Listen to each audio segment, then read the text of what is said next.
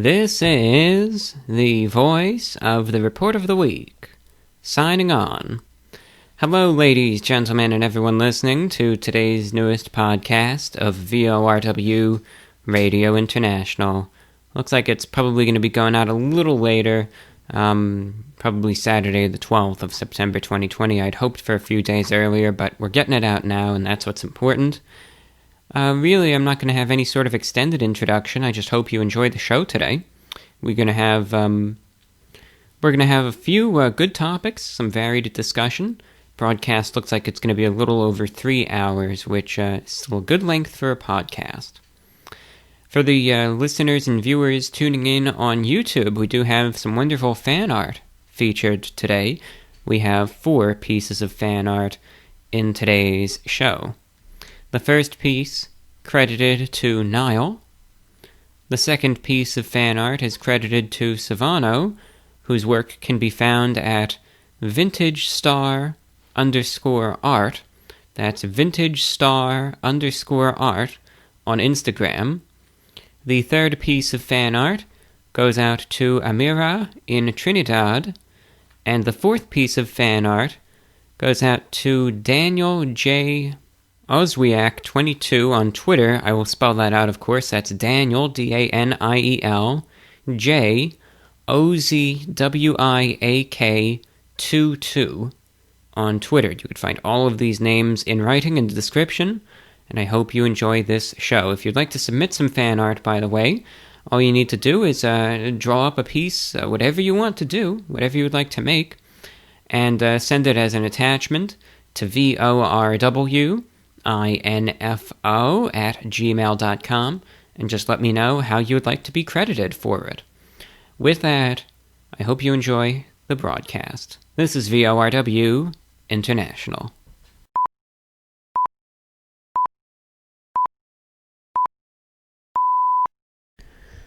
Welcome, one and all. Of course, this is probably the second introduction we've done for the show, since we always do the thing before this one. But anyway, here we are, the new edition of VORW, going out to you hopefully soon. I say hopefully because I'm not afraid to admit, when I do this broadcast in different segments. And this first part of the broadcast is being recorded Wednesday the 9th of September, 2020. So, hopefully, again, this is going to be released very, very soon. Maybe, if it's released on the 10th, that would be fantastic. But this is the final part that really, I'm recording the beginning first. I've already recorded all of the listener correspondence segments a few days ago.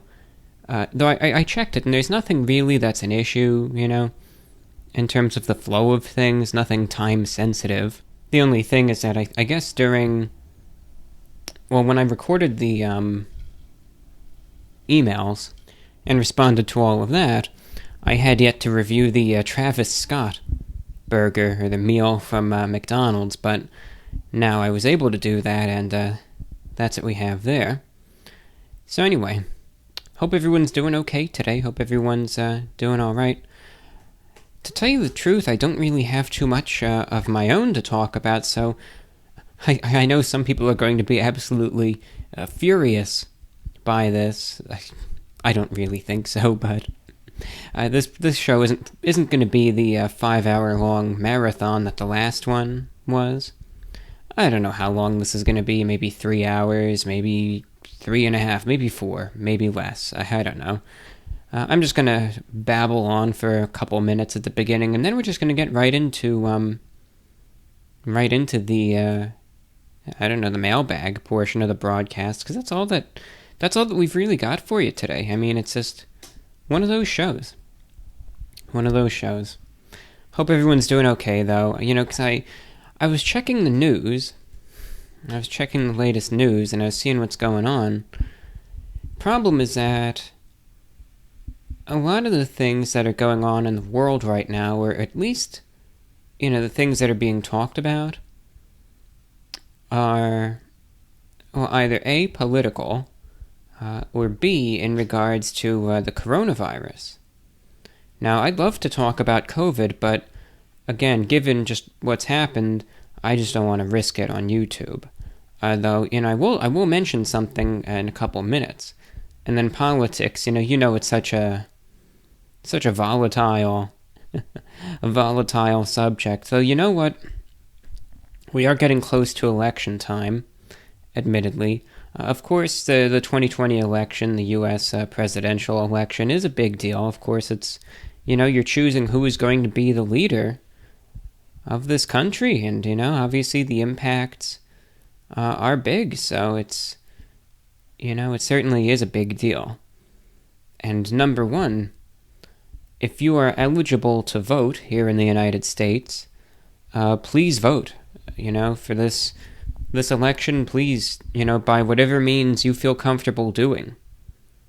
But just vote. It's your right. Exercise it. Now, who to vote for, that's between you and no one else. I don't care what anyone else says. Who you vote for is your business and your business only. It's not my business, and it's not anyone else's, except for your own, who you want to cast a vote for this election. Be that Democrat, Republican, third party. If you want to write in a name or whatever, that's purely up to you. All I ask is that you vote your conscience and vote for who you feel is best qualified for the position of President of the United States.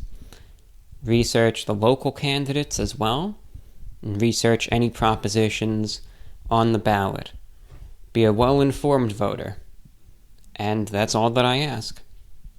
I always hate it when sometimes you get channels and videos that try to do that, and they try to tell you, go out and vote, but make sure you vote for, so-and-so. I understand a lot of people, of course they have their sides, they have their supporters, and I get it. People are upset at me right now for probably saying that, but I don't care. That's my view, and you better believe I'm going to dig my heels in and stand by it. Just make an informed decision. That's all that I can say.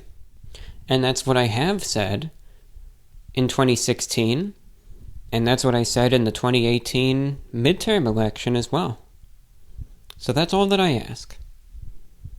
But either way, we have many of these, very jarring political headlines that tend to dominate the news around this time of year, as they did in 2016. It's really no different. I mean, once we start making that home stretch toward the election, of course, you get, one story after the next. I'll give, this is just a thought that's been in my mind, and I thought it was just interesting because who knows? When it comes down to the elections, of course, here in the United States, you have the Electoral College, and again, whether we like it or not, that's just the way that the system is. That's how it is. Whoever gets to 270 electoral votes wins the election, regardless of popular vote. Right? That's all what it's about. That's all that it's about, the 270.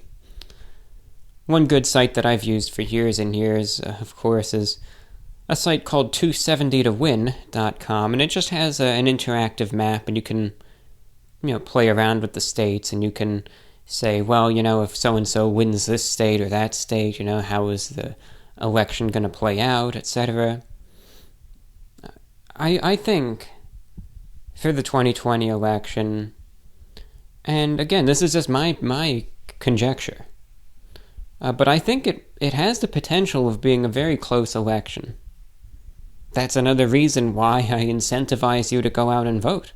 But that's just what I see right now.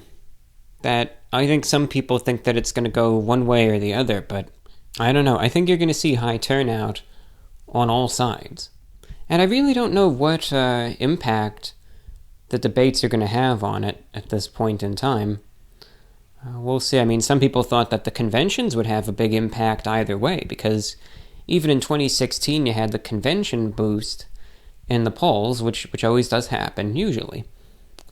And that didn't happen this year, I think just because they were virtual conventions, and I guess the enthusiasm, it's just maybe for some it's just not the same as seeing it live or whatnot, but I don't know what effect the debates are going to have this year. If that's going to be the same type of thing, will the enthusiasm just be dampened and not as many people will watch? Or will they have an effect? Or, I don't know. I just wouldn't count.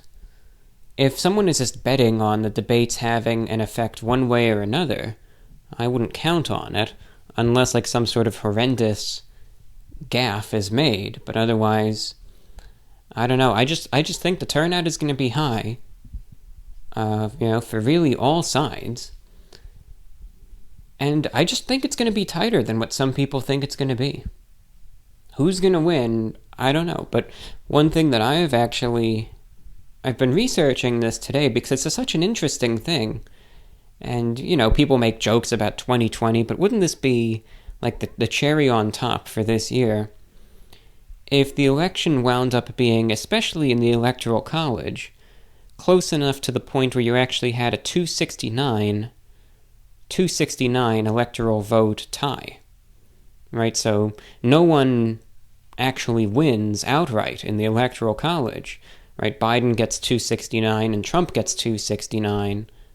And I think some people then they wonder, well, then what happens, right? Do they, and it's fascinating to me that there's a lot of disparity in terms of what people think happens if there's ever a tie in the Electoral College versus what may really happen, because it's a unique scenario. It's never happened before. But I was looking and I was playing around with the political maps, looking at some of the polls. I think there's that realistic chance, very likely small, of a 269 tie happening. And when it comes down to that tie, some people, they think, oh, well, what's going to happen? Is it going to go to popular vote? Are they just going to look and see who had the most votes outright? Is the Senate going to decide? Is the House of Representatives going to decide? I remember I was seeing someone was saying that they just do a whole new election when there's a electoral tie. But that's not true. What happens is it goes to the House of Representatives. Now then, I think from there, some people either very happily look at the House of Representatives and the political party that makes up the majority of that, and they're very happy, and other people get very upset because they think that, okay, if it goes to the House of Representatives, then you have, right, an in-person vote, each representative gets one vote, and, whichever party gets the most votes wins, right? Not true. That is not what happens. When it goes to the House of Representatives, it's much more complicated than that. And this is where it gets very tricky and very confusing.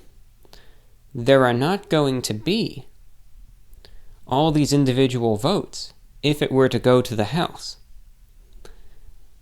What happens is every state, so you have 50 states, every state has its own delegation of representatives.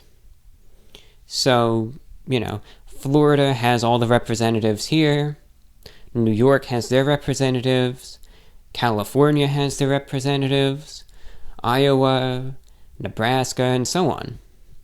So there's 50 delegations, right? Each encompassing one state. And that delegation gets one vote. So each state gets one vote. So see how they break it down.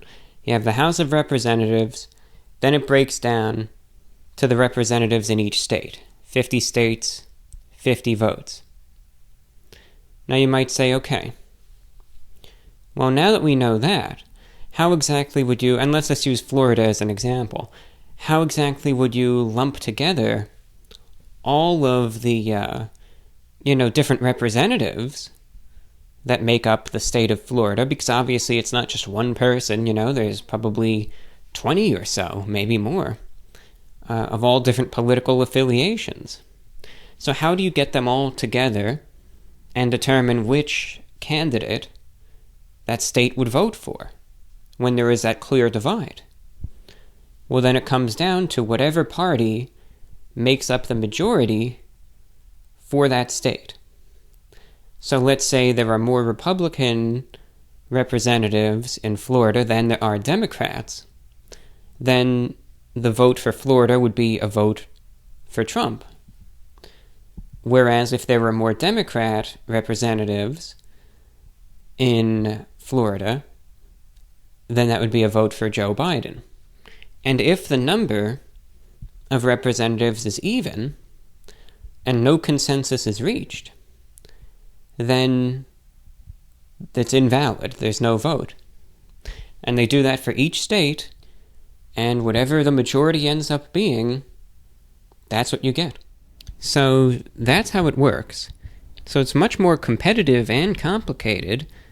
Now, obviously, and this is just stating the facts, looking at the breakdown right now of the majority in each state, of the 50, 26 are Republican, 23 are Democrat, and one state, Pennsylvania, is an even tie.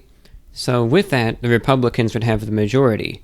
26 states going to that, 23 states going to the Democrats, and then again the one being the tie. So if there is that electoral tie, that's how it would play out, and that's what the outcome of the election would be. And the reason why I'm talking about this is because, number one, it's just stating how the situation would play out. And I wanted to talk about it especially because it's an extremely unlikely scenario, but should it play out, I don't think a lot of people know that that is what the process would end up being. I think some people think that if it even if they knew that it were to go to the House of Representatives, that, it would just be a standard vote and that's what it would be, but not at all. And I think some people would then maybe they would be pleased, maybe they would be surprised, maybe they would be angered at the outcome. But I really don't think a lot of people know that that's how it actually ends up playing out if there is that electoral tie. And I was researching that today, and I thought it was incredibly interesting. And it's something that you could still discuss, despite being, of course, a very political subject at the core. It's really not controversial, it's really not partisan.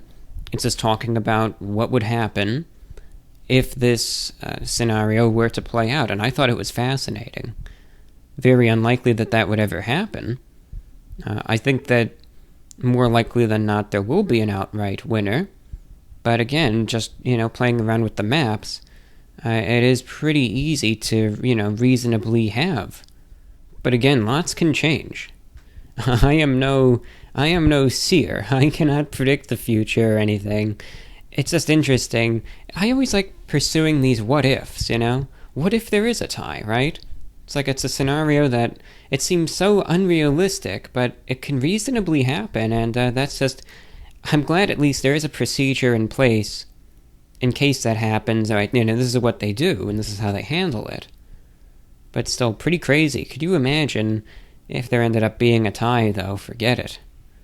It would be crazy, all right. I'll tell you that. And I think things would get very heated. So that's just something I wanted to mention in regards to just a current event and just something that was of interest to me personally. Otherwise, we do have the wildfires in the western United States, which very sadly are, in some cases, preventable.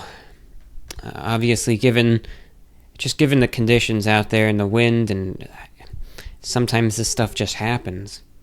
But it was really, really upsetting to me to see that the one wildfire, let me just get this right. It was in California. There's a good number of wildfires out there, also in Oregon as well. And each fire has its own name. You have the Dorado Fire in Southern California's San Bernardino County. It scorched over 10,574 acres and is only 16% contained. So, it's out of control. Fire officials say it's one of the most dangerous fires they've seen in the area. And, I see the picture right now at this article showing, I guess, a helicopter observing it, and, it looks like the pits of hell, It just flames everywhere. it's scary to look at, you know? It's scary. And what upsets me about this is this fire, and it is conclusively proven, was totally preventable. Totally preventable. You know, they might say, oh, how? Because the situation that caused this is over a menial thing. So much land is destroyed from this now, and I really hope that no lives end up being lost from this. That's all that I'm going to say. You had, in El Dorado Ranch Park, 70 miles east of Los Angeles, a smoke-generating pyrotechnic device was used at a baby's gender reveal party on Saturday morning. So, all I'll say is that I hope those pyrotechnics are worth it. Hope it was really worth it. And you know, it's not even the first time that a baby's gender reveal party has started a fire, believe it or not. It says in 2017, an explosive device part of a gender reveal birthday thing ignited a fire in Arizona that grew to 47,000 acres and caused $8 million in damages. So, they should have known the risks. They shouldn't have done it, and personally, I think they should be charged for it. Especially if it was mentioned previously not to use pyrotechnics in these situations, you know, given the conditions and how ripe they were for fire development. So, I think responsibility needs to be taught in this situation. And, you know, hopefully people will think twice about this stuff. You need to be responsible. Fire is no joke. It is no joke. I think we all have this idea that we can control it. You know, even if maybe they had this idea, you know, I'll launch the pyrotechnics for this party or whatever, you know, for the baby's gender reveal party. And if something happens, I'll be able to put it out, you know. I've got fire extinguisher, I've got a bucket of water, you know, I'll get it when it's real small and it won't get out of control. You know, you could have this plan and you can think it's going to go a certain way, but life isn't always the way you imagine it to be. You think if everyone was so skilled at being able to extinguish fires, then we would have no need for such things, you know? You don't have to worry about house fires or fire departments, or we could all just put it out ourselves before it gets so big, you know, and out of control. We're all that good, right? And I mean, I've seen videos of I'll watch these in my free time of fire. Not people getting burned, you know, but just how it can get out of control. Because it's mesmerizing in a sense. There was one instance, and thankfully everyone was safe, but you know, this is just on a small scale. But, yeah, it goes to show it was one of those, I don't know if it was a security camera or what, but it was filming the room, and there's this old guy, you know, very old, I'd say probably in his late 80s maybe. He needed a walker and stuff, and he was sitting on one end of the room watching television or something, and on the other end, near the window, was a candle burning, and the window was open, and the curtains were blowing a little bit in the wind, and sure enough, the curtains caught on fire from the candle, and the guy didn't realize what was going on until the curtains were already fully engulfed, and, you know, then the fire had already, just in a matter of seconds, gotten so large, and then it starts spreading very quickly. Some of the furniture starts going up, some of the other things in the room start igniting, and, you know, in a matter of 30 seconds it goes from something that you think could be controllable to being, forget it, you need to leave right now if you want to survive this. Fire is no joke. You know, a good example, another good example, and it's not for the faint of heart, but, you know, you could read about it at least, the Station Nightclub fire from the early 2000s. Now that sadly resulted in, I think it was hundreds of deaths. I'm not entirely sure about that, but I know lots of people died. Sadly, it was on video. It's a disturbing video, but, you had this nightclub that was packed, maybe over capacity, and the entire place was flammable. And you had this band using pyrotechnics that I don't know if they knew what they were doing or what. And the exits weren't all that great. And in just a matter of seconds, the whole place goes up. It's scary. Fire is a very, very, very strong force. That's why if you ever want to even consider doing anything with fire, you have to do it responsibly, and even then, mistakes happen. Mistakes happen. You think you know what you're doing, but then when something goes wrong and you're really put to the test, sometimes we really don't. We think we know what we're doing, but we really don't. And we can't put our money where our mouth is when push comes to shove. So, these wildfires are always very scary to see. And I know it happens year after year, but that doesn't take away from the severity of the situation. It doesn't take away from its ferocity and just the power of it all. But to everyone out there on the West Coast, and really to anyone being impacted from any of the 87 wildfires currently ongoing in the United States, please be safe, be responsible, and just heed the advice of local officials. They know much more about your well-being than I certainly do. And otherwise, in the tropics, you have lots of different systems developing. You have, at least as this is being recorded, you have Tropical Storm Paulette and Tropical Depression Renee. But both of those aren't really expected to be a threat to land. I mean, they're looking like, as they say, fish storms, just not going to hit anything. But, never say never. Unfortunately, though, it does look like there's going to be more development in the coming days, so there will be more. There will be more. One interesting thing to think about, at least, is that in terms of hurricane season, 2020 is extremely active, though we've only had one very strong storm in the, at least Atlantic basin, that being Hurricane Laura, which did hit Louisiana very hard. There were warnings about that 20-foot storm surge, and thankfully that didn't materialize because the storm had a little bit of a wobble just at the last second, which really saved much of the coast.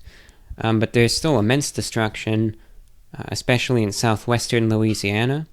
And at this point, it's been weeks since the hurricane impacted that area, and you still have well over 100,000 people without power. So certainly a very severe impact, and I think the recovery is going to take a while.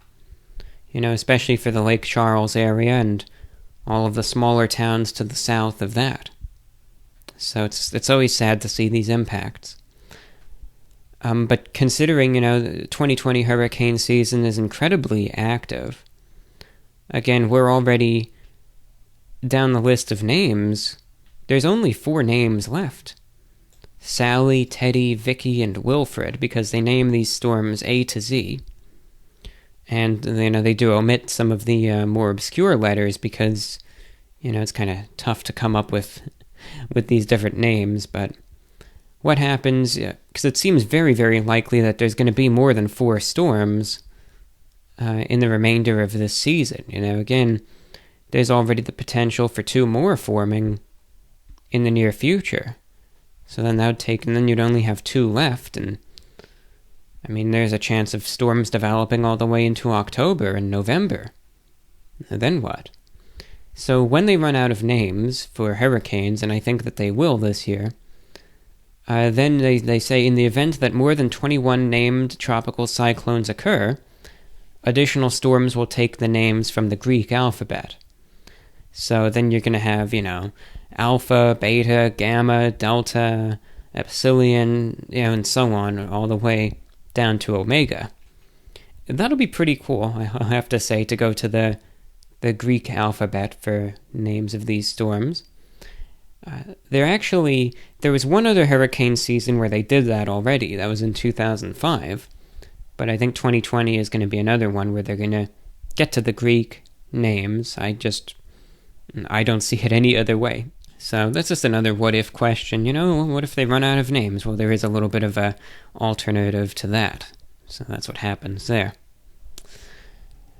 Anyway, a little bit of miscellaneous discussion on things going on, but otherwise, there's nothing else that I really want to talk about in the world right now. We do have lots of emails coming in to address, so we're going to get to that in a minute.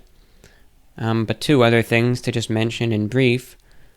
Number one, it was very nice to see, at least with the YouTube channel. I never expect this to happen.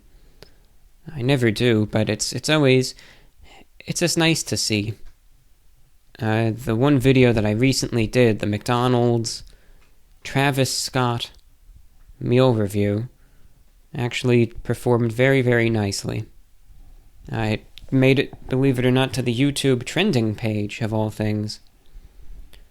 And at least as I'm recording this segment right now, it says it's number 7 on the trending page on YouTube.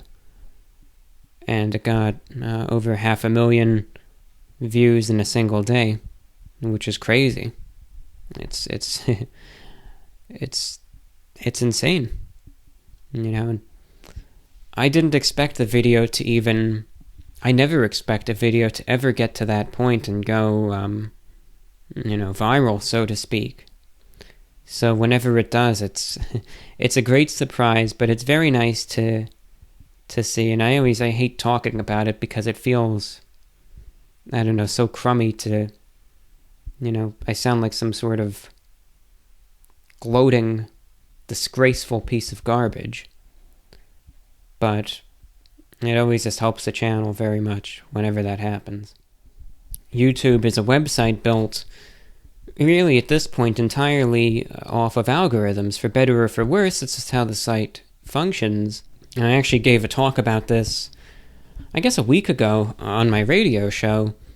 I was talking about how YouTube, is all algorithm-based, and certain videos get promoted for certain reasons, factors outside of anyone's control. I had no ability in this video ending up where it did, but sometimes, it's just YouTube promotes what they promote. But obviously, because the YouTube channel is really my livelihood, it's what I'm able to do to keep the lights on and all of that. Whenever a video usually gets on the trending page, and it happens maybe once a year, maybe twice, at least in my case, whenever it does, though, it usually ends up helping out the channel, at least for a little bit. So, that's always...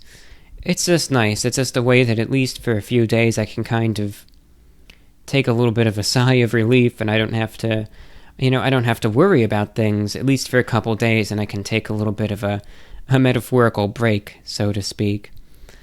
Because otherwise, you always have to continuously upload or think of things to upload, but sometimes if you get a little bit of a boost, you just let it play out for a couple extra days, and you can, take a little bit of a breather, without a worry that it'll hurt you otherwise.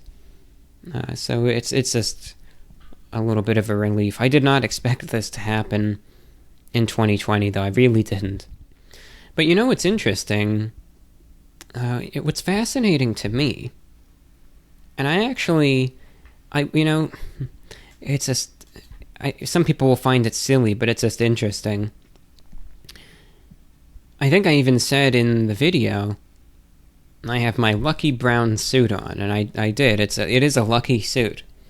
It's a brown, double-breasted suit. That's what I wore in the video. And it's from the mid-90s. I remember actually dating this suit. It goes back to 1996. So it's a vintage suit, it goes back to that. But that suit, I actually wore, because I've had very, very few trending videos. Only a couple. I think I'm just looking at the most popular videos I ever did. And even of those, only a few ever got to the trending page. I mean, the React to Mean Comments video did. The iDubbbz fast food tier list did. The Nacho Fries video from Taco Bell did. The McDonald's Szechuan sauce. The first Popeyes versus Chick-fil-A sandwich. That one, the chicken sandwich one, did. Is McDonald's garlic white cheddar burger really that bad? That one made it there too. But then after that point, I mean, so that's 6 videos right there. The 7th one was checking out the new McDonald's dollar menu. Then the 8th one was my skincare routine from 2017. And then the 9th and final one that ever got on the trending page is the Travis Scott meal. And what's just interesting to me is of the 9 videos that ever got there, now in 3 of them I've had the exact same suit on, and all 3 have done so I don't know, it's just like when I was getting dressed the other day to do the video, I don't know, for some reason I just thought, wear the brown suit today. Maybe not for any specific reason, but I don't know, I just feel like it's good luck, Maybe there's nothing to it, but I kind of think of it as a lucky suit. Anyway, and it's nice too. I like the way that it looks, and it's very comfortable, so even if it's not particularly lucky, it's a suit that I like, and I enjoy wearing it. But the videos that I've actually worn that suit in were the Szechuan sauce one and the iDubbbz fast food tier list one. So it's just interesting food for thought. Probably coincidences, but still. Right? It's just interesting. It's a nice suit, though. Good, the 6x1 configuration. That's actually, every double-breasted suit that I have is in that button configuration. Because usually, and that's a style that you almost never see worn anymore, but that's all that I wear. And you can look it up for visual, but just differences. You can look up 6x1, 6x1, double-breasted suit. And you could go Google search it, look it up on Google Images. And you'll see the difference. The reason why I like it is because, you have the 6 buttons, 3 on each side, and there's only 1 button that's actually across. Most double-breasted suits, have the 2, where it's like the group of 4 buttons going across, and then the 2 further up, but I just like this, I don't know, I like the, just the 1 that goes across, because I don't know, I just like the way the 3 buttons just kind of go up the sides, and I like that the lapels are a bit lower, because then that actually allows the lapels of the jacket to be a little wider, which I like. I like the wide lapel jackets. Though within reason, like sometimes the 70s men's jackets, the lapels get so wide on those, it gets a little comical, but, the 1980s, 90s, and then of course going into the more early 1900s, those jackets are always, I just like the style. But anyway, we got we weren't off topic. We're not really talking about anything in particular. It's just a nice suit. That's all. That suit I ended up getting, I think that one came into my possession in I'm inclined to say 2015. I think I got that one in early 2015, if I'm not mistaken. And I've had it ever since. It's a good suit. Again, it's just comfortable. I like it. Could wear it any time of year. I mean, it's, you could wear it in the winter. You could wear it in the middle of summer here in Florida or anywhere in between. It's just it's a nice suit. That's all that I could say about it.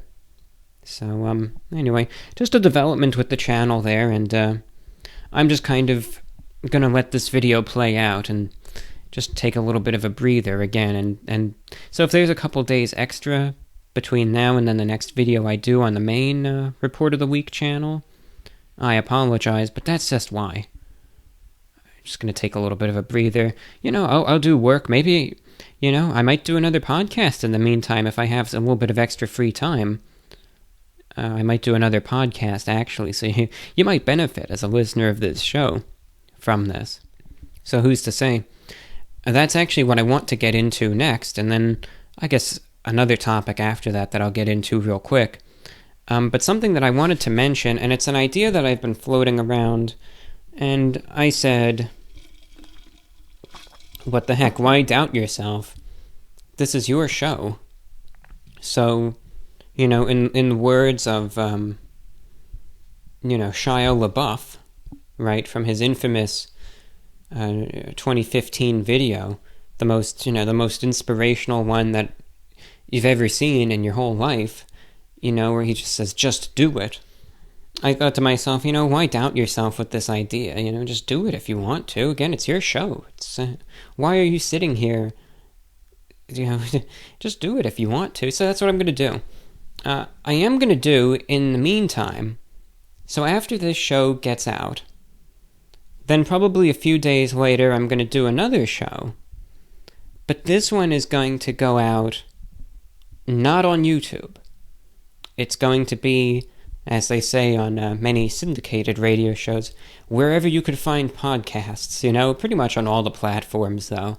It'll go out on SoundCloud, it'll go out on TuneIn, it'll go out on iTunes and Spotify and Stitcher and Google Play and Pocket Casts, and I'll even broadcast it on the shortwave, 7780 kilohertz, at least on Thursday. Probably not this Thursday, but next Thursday. And I'll probably, again, once the show is done, I'll relay it on KYAH 540 for Utah also. So it'll really go out on every platform except for YouTube, just because of the subject matter of the show. But it's one that I just want to do, because I haven't done one about this in a while. And I just want to do it.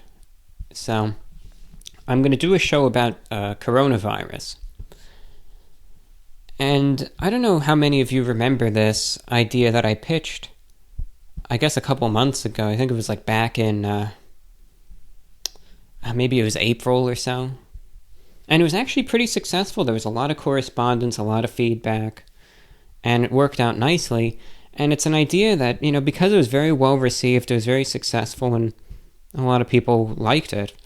I'm going to go ahead with it, but I'm just, again, given how things were, I'm just going to put it on all the other platforms.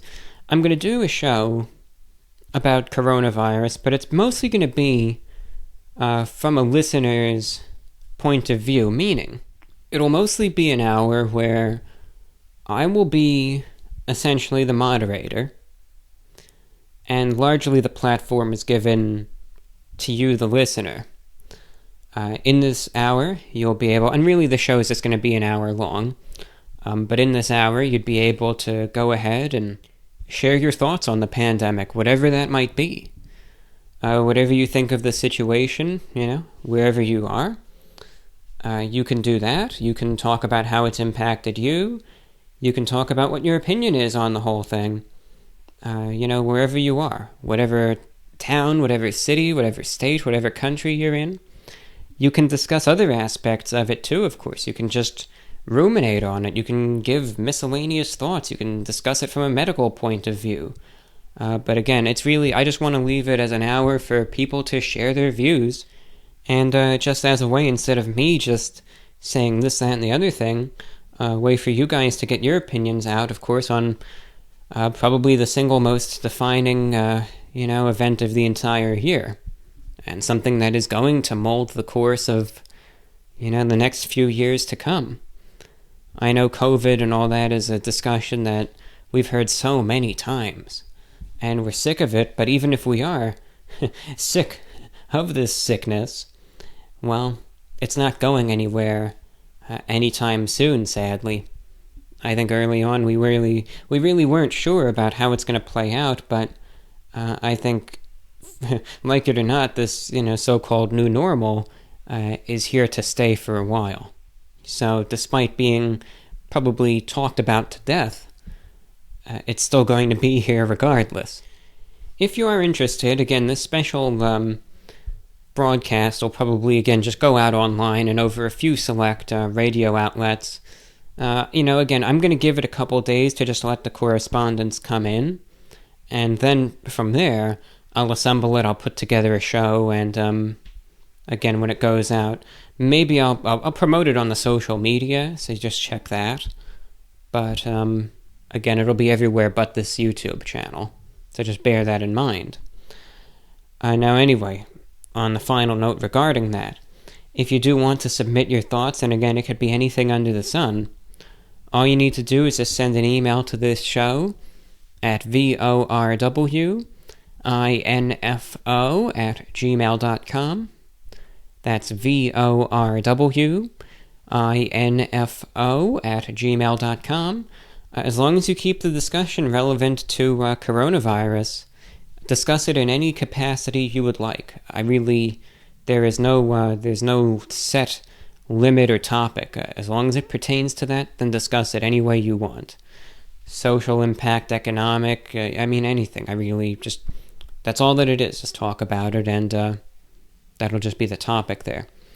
One thing that I am going to introduce for this show, and this show only, so it applies only to the, for this coronavirus program, it does not apply to this show, the one I'm doing right now, or any future podcasts that I do on YouTube or any other platform, just for this special coronavirus show that we're talking about right now. If you want to submit your thoughts in audio form, I used to do this a lot last year and then I stopped.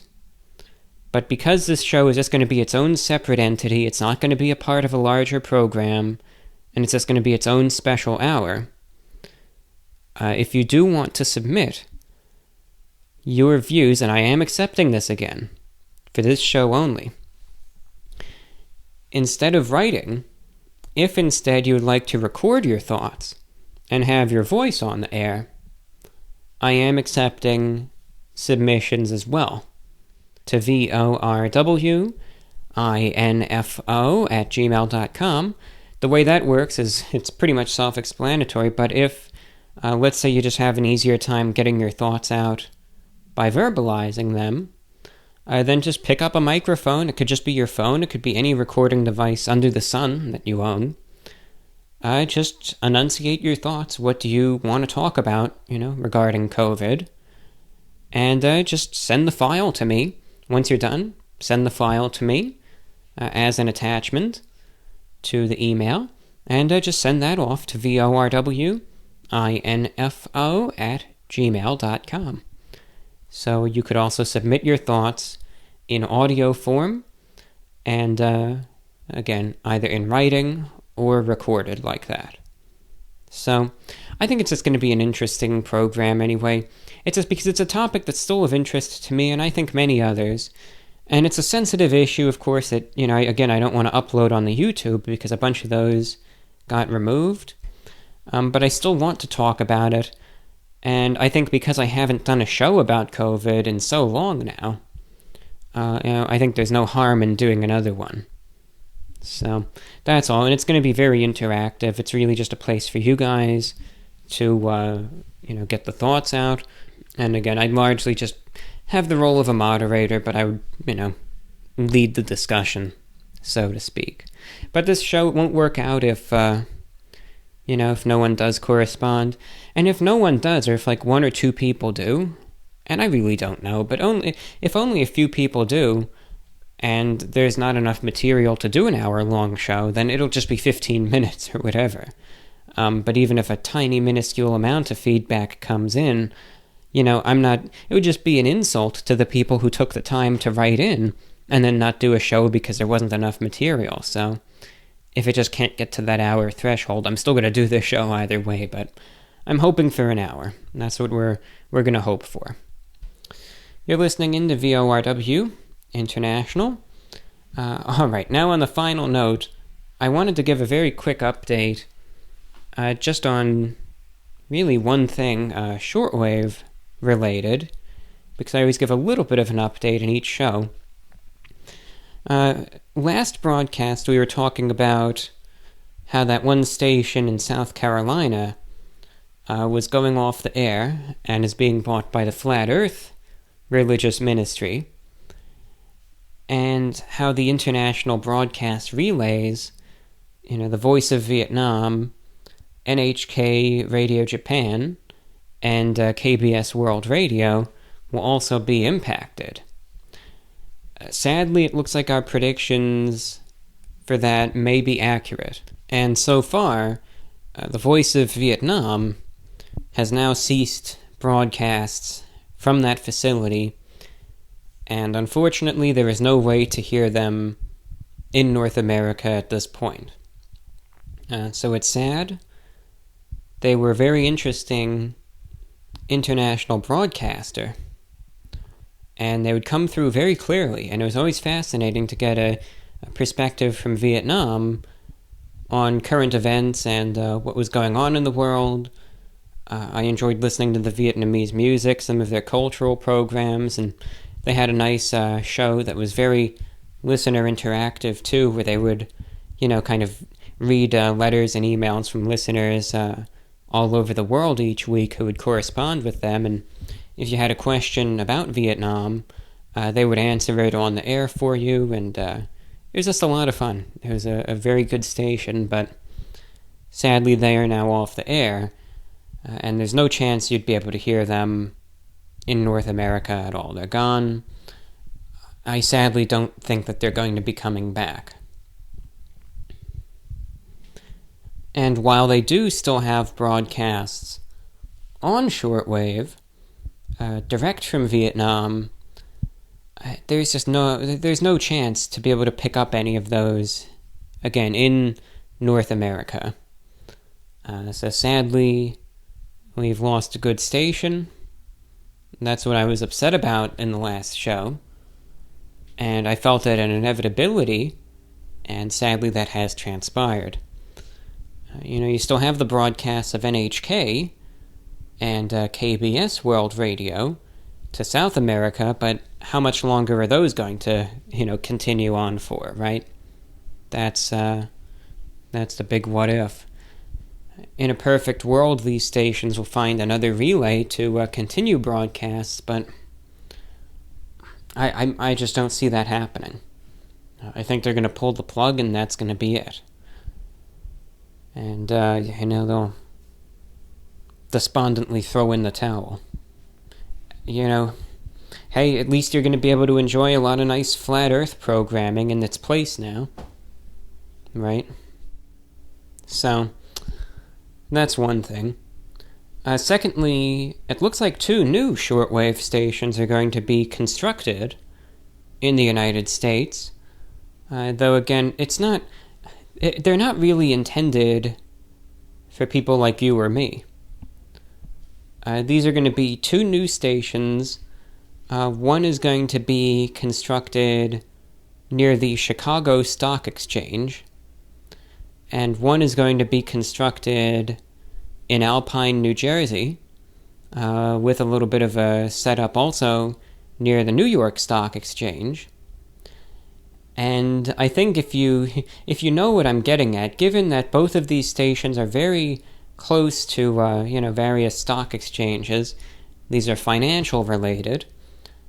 Apparently, it was discovered it was publicized early in the year, but it was discovered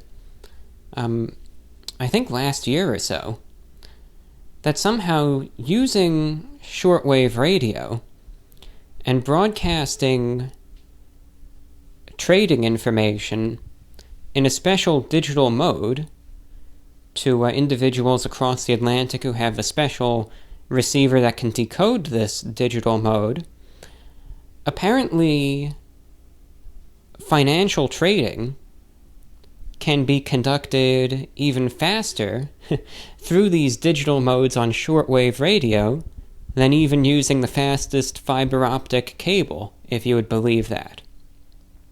And sometimes, in terms of high-frequency trading, time is of the essence.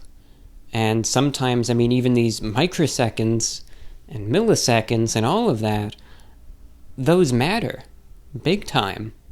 And because apparently broadcasting the information over this, secure digital mode on shortwave to individuals who can receive it properly has such a speed advantage, now you're starting to get all these new stations popping up near various, stock exchanges that are replying to the FCC claiming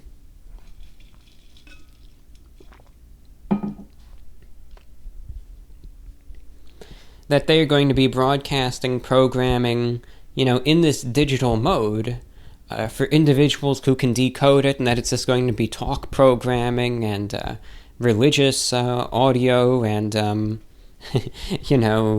educational shows. But really, come on, you have all these stations coming on the air now, right near these stock exchanges, within the year that it's announced that this is possible, and they're all going to want to broadcast in this same special secret digital mode that works for these trading, this trading information. So what is it going to be? Is this some sort of new push to, try to have this digital radio on shortwave, or is it just stock traders trying to get an advantage? Of course it's the latter, and they're not even really trying to hide that fact. So there's going to be a few new stations on the air. It's just going to sound like noise, on a regular radio, so it's not anything to listen to. But certainly Wall Street is trying to get into shortwave a little bit, which is kind of funny. To see such an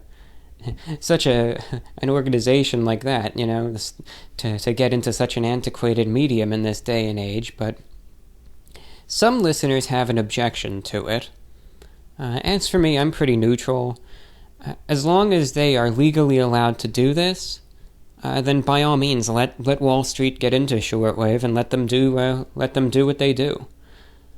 If anything, the shortwave transmitter companies and antenna companies, this is the best thing that could ever happen to them, because very, very few people are ever ordering these types of things anymore, and now to start getting contracts for these various trading firms that they're getting into business again. The shortwave transmitter market is getting a much-needed boost right now. But it's just interesting to see that there are a few new stations coming on the air for the, it seems, for the stock traders. So that's just interesting to see. At least 2 stations right now, but I bet there's going to be more also. That's all that we've got for you in terms of this miscellaneous discussion. Coming up next is the mailbag portion of VORW. In this segment, you can, it's just a place where I read listener correspondence. If you have any questions, any comments, any pieces of feedback, any topic suggestions, anything you would like to talk about, you can correspond with me and write in to VORWINFO@gmail.com. That's VORWINFO@gmail.com.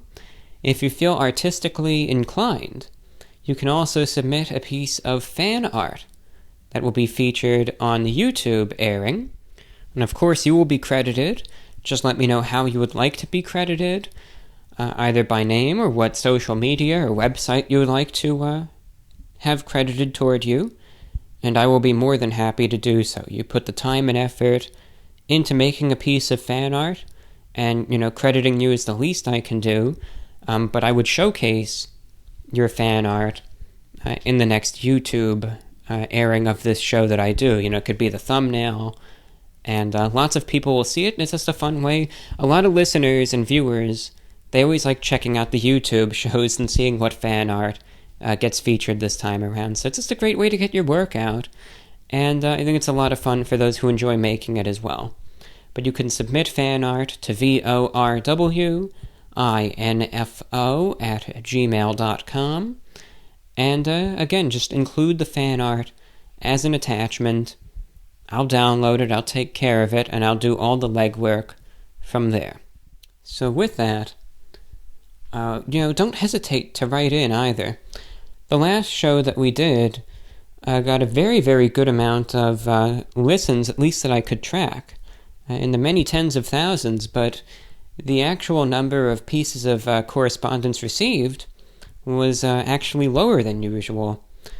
And I think that might be because some people, maybe they see all the listens and they think, well, he must already get flooded, and he must have thousands of emails. And, this time around, actually, there weren't all that many that came in. So if you do want to write in, please, by all means, the more the merrier. And, if there's something that you want to contribute, something you want to talk about, again, a question for me, a topic you want to hear discussed, or anything in between. It could even be if you read something interesting, on Wikipedia that you want to share. If you listened to something interesting on the radio that you want to talk about. If you watch something cool that you want to suggest, by all means. This is a clean slate. Talk about anything you want. And also bear in mind, again, the special COVID show, but this request for feedback is going to be for the next full-blown podcast that I do, not the COVID thing, right? This is just general stuff for the next show, just like this one, that's going to follow this on YouTube. I think you all get the hang of it. No need to try to oversimplify things and then make things more confusing and so on and so forth. So with that, let's open up the email and let's see what we have to read today. And let's start off today's edition of the Mailbag Show. We'll start it off with a little bit of a sip of water. I think I kind of do that in every single broadcast, but I don't know, why not? It's a good luck water sip, right?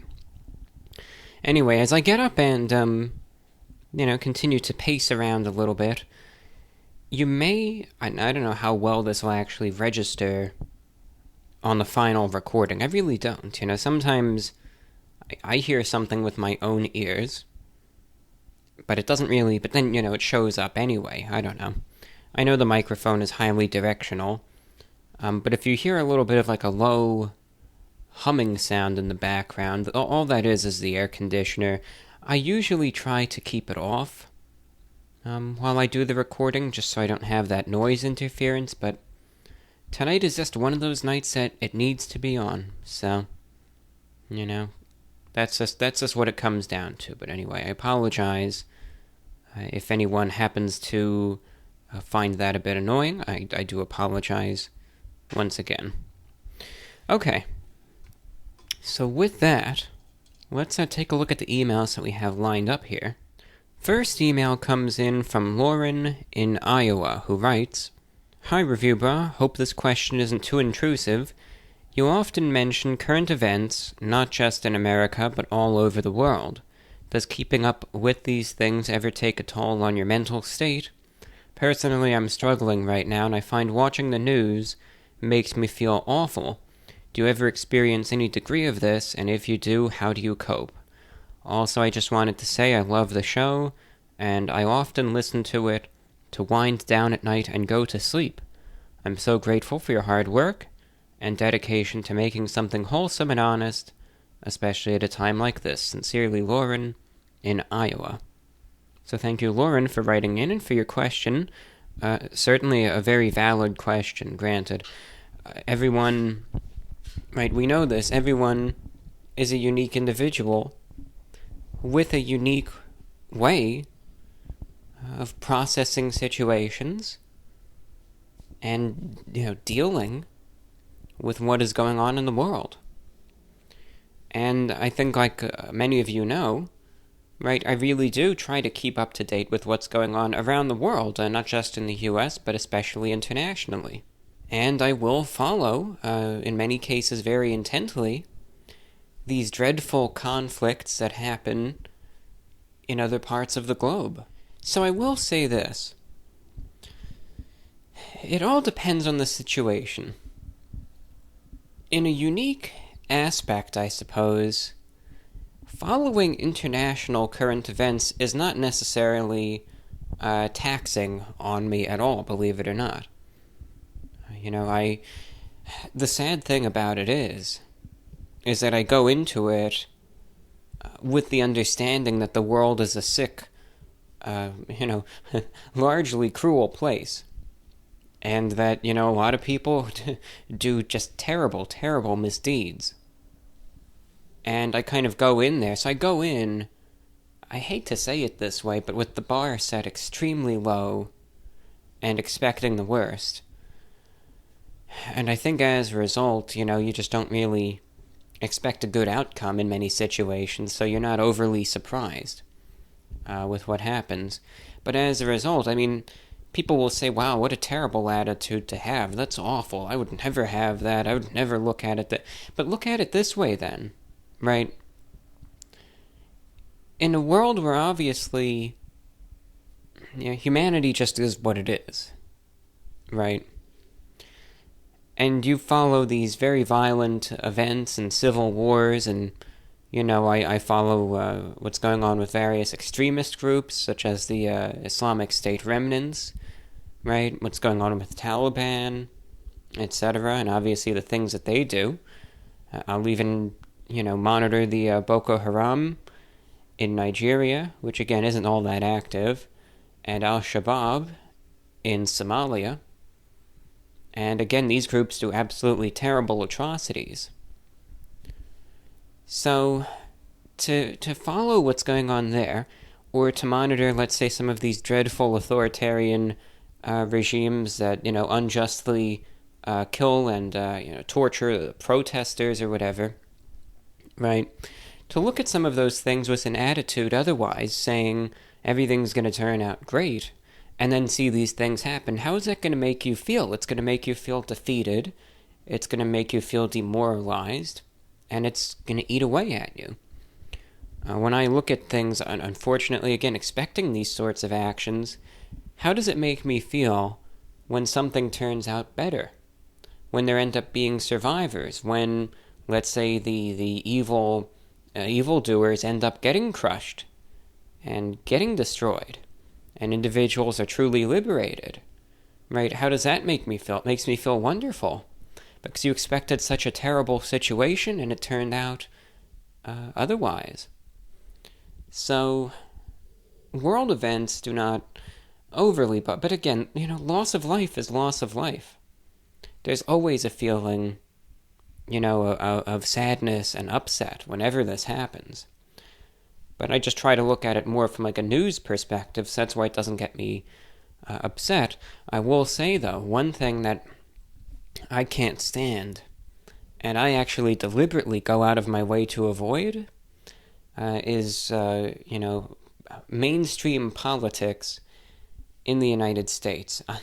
I actually deliberately go out of my way to avoid that now. I'm so sick of it. When the election is over, maybe I'll watch some of the mainstream news networks again, but I'm so sick of it.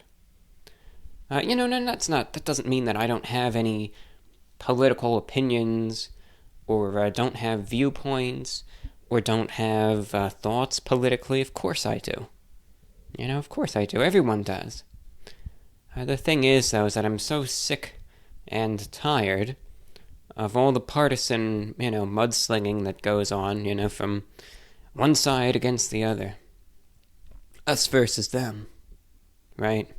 The good versus evil. Now is the latest thing. Who are the good guys?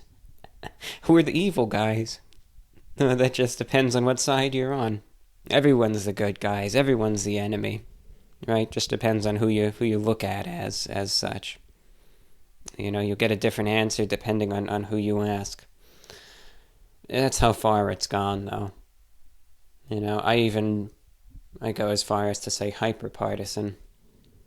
It's not to say that, so many of the events this year aren't polarizing, that people, are just doing this and acting this way for no reason whatsoever. Granted, 2020 has certainly been one heck of a year.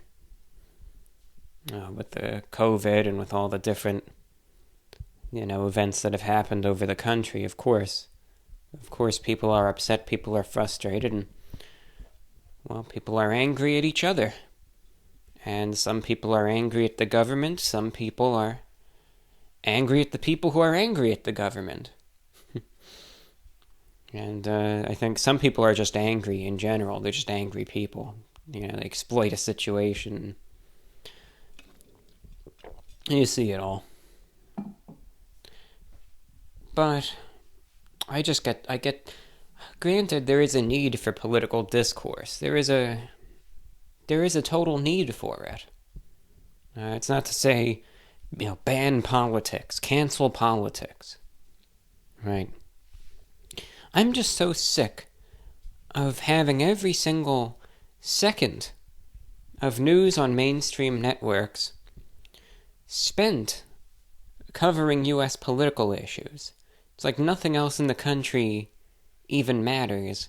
And let alone the world. Forget about the world. The world outside the U.S.'s borders does not exist. As a matter of fact, the world outside of Washington, D.C., and, the political system doesn't exist either.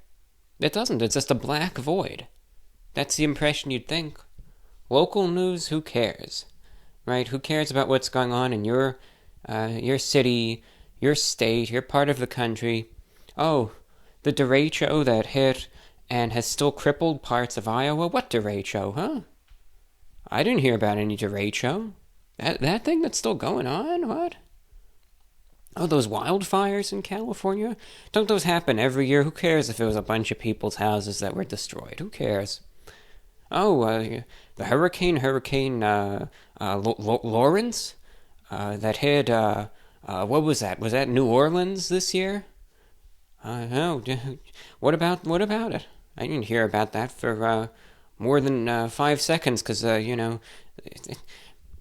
nothing is devoted on issues that I think, and that's just from the natural disaster point of view. We're not even going to get into anything else. But so much stuff just gets wasted on these hyper-partisan attacks and this incessant back and forth.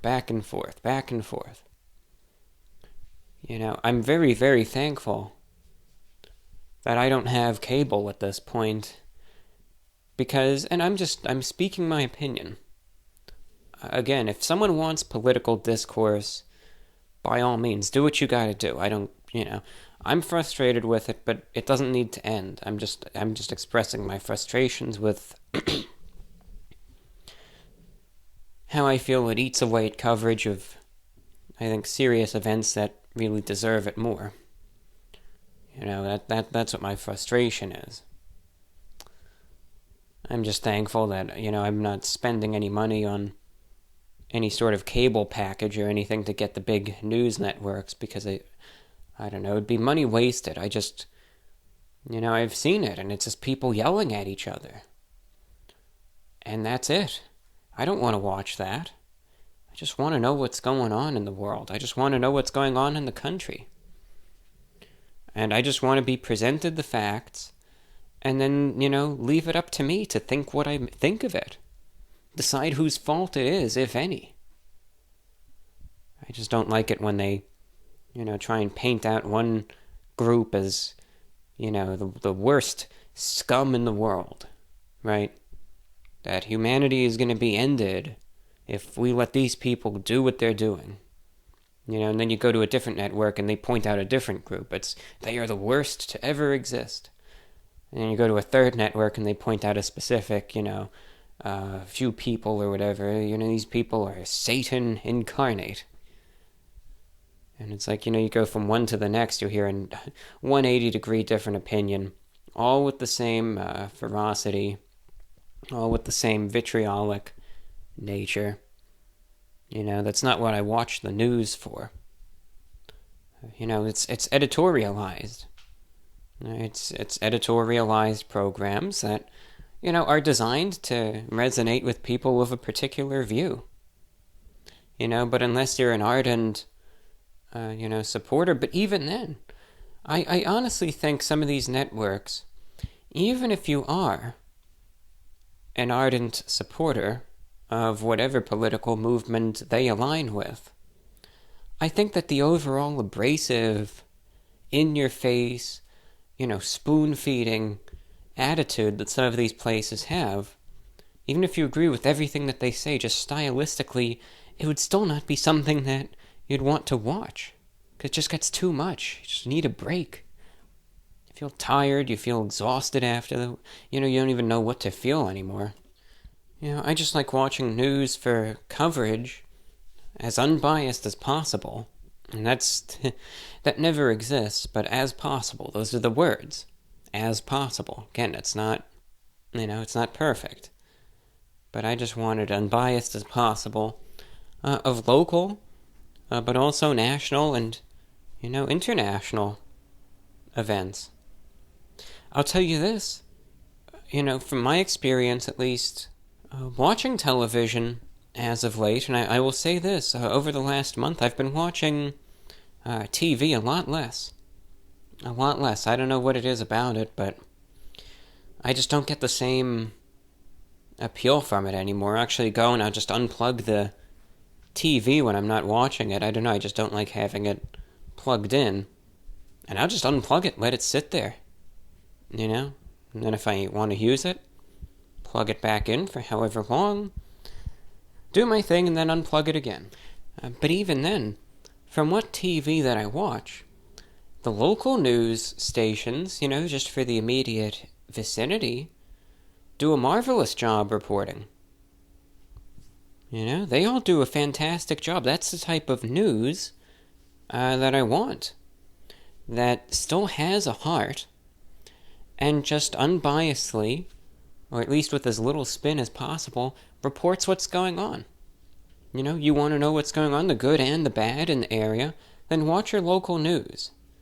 And you'll get it. Compared to the national stuff, the level of spin to it is so minuscule. You'll be amazed. But I do enjoy watching the local news. I make that a point pretty much every day to at least watch one or two of the newscasts that I'm able to catch, depending on my schedule, sometimes in the morning, sometimes the evening. But certainly it's news done with dignity. It's not done for show or performance, or to try to make you, do this or that or whatever. It's just news. It's how it should be. But then after that, like in the mornings, for instance, I'll watch the local news, and then, you get what always comes on after the local news in the mornings, or especially very early, you get these nationally syndicated morning shows. I guess as they would say in the UK, breakfast shows. And, whatever one that it is, be that the Today Show, Good Morning America, or whatever other derivatives there are. I know there's tons. What do? I turn the channel and go watch something else. Usually one of the neighboring channels broadcasts the show American Greed, which is about financial criminals, and I'll watch that. I always, as soon as one of those nationally syndicated programs comes on, I turn the channel and go somewhere else. I don't even watch it anymore. I'm so sick of it. I'm just disillusioned with it, I guess, is what I'm trying to say. Just the whole style, the anger, the vitriol. Again, not to say that some of it isn't justified, but, especially on these platforms that say that they inform you, that say that they try to remain professional, and that say that they're going to conduct their service with dignity. Yeah, right. Yeah. So, I actively avoid that. Not to say that I keep my head in the sand. I still follow very, very well what goes on with the U.S. As a matter of fact, I monitor all the stuff going on with the election. I check the polls, I check all of that. I even check the betting markets. Some of that stuff is pretty interesting, let me tell you.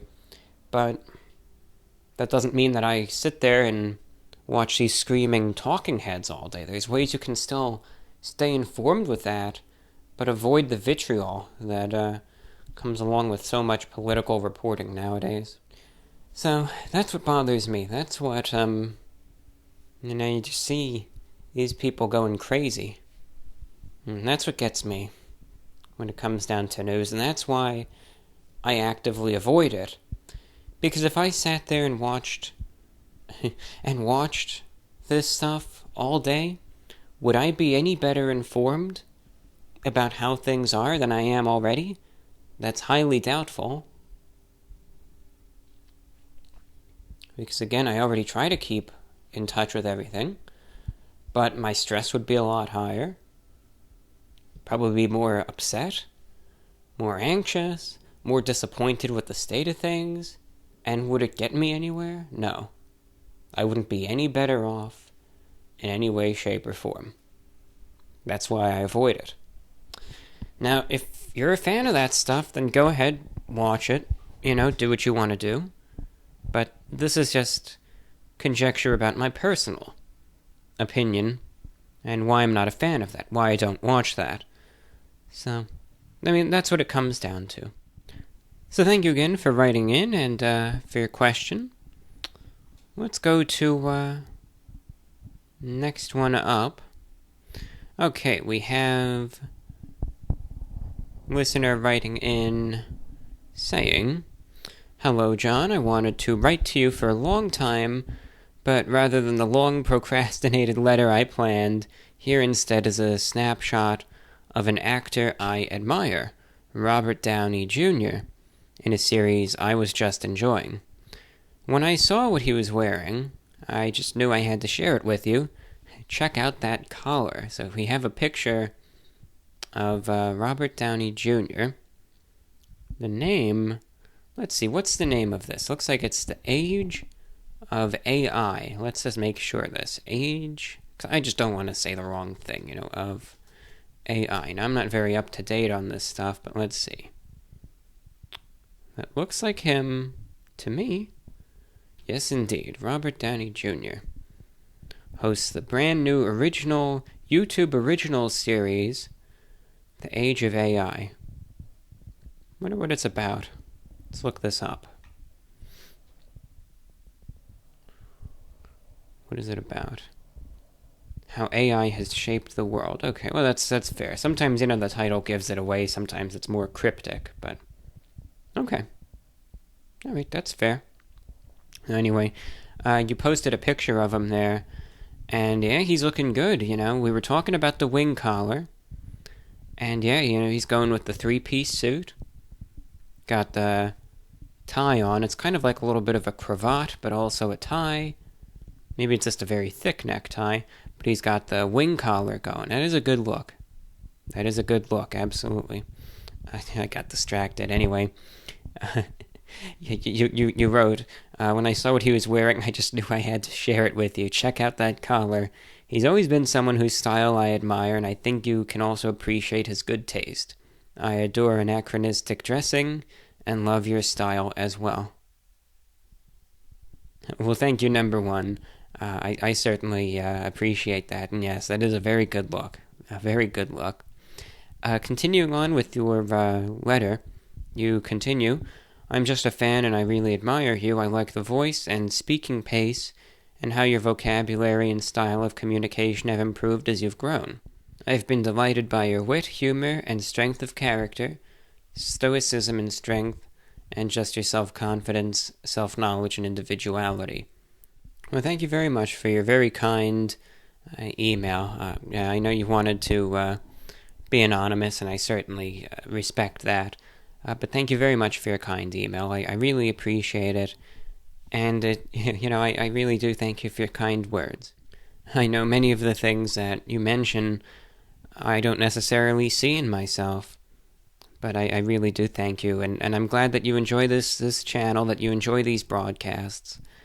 And again, thank you very much for your sincere kind words. It really means a lot to me. And I don't mean to say it like a broken record when, such lovely emails do come in. But kind emails like that really do. When I see that, sometimes you get the negative comments and stuff that come in just in absolute droves on the YouTube. But, when you see emails like that from, genuine viewers and listeners, the good outweighs the bad by a long shot. So thank you so much. Next email up comes in from Susie, writing, "Hi John, I've been a huge fan of your shows for many years, and I was going back and watching some of your older food reviews and watched one of my favorites. Planet Wings Suicide Wings. My question is just a simple one. Did you ever go back and eat the other 9 wings at some point? I know I couldn't have. Keep soaring and with your amazing talents. And thanks for being a wonderful and funny person. So thank you, Susie, for corresponding. Yeah, the Planet Wings Suicide Wings video. I know some people, the name. It is what it is. That's the name that they gave the item over at Planet Wings. I wasn't the one that named it. But, so here's the backstory to that video. Planet Wings is a chicken wing chain. Let's see where they are.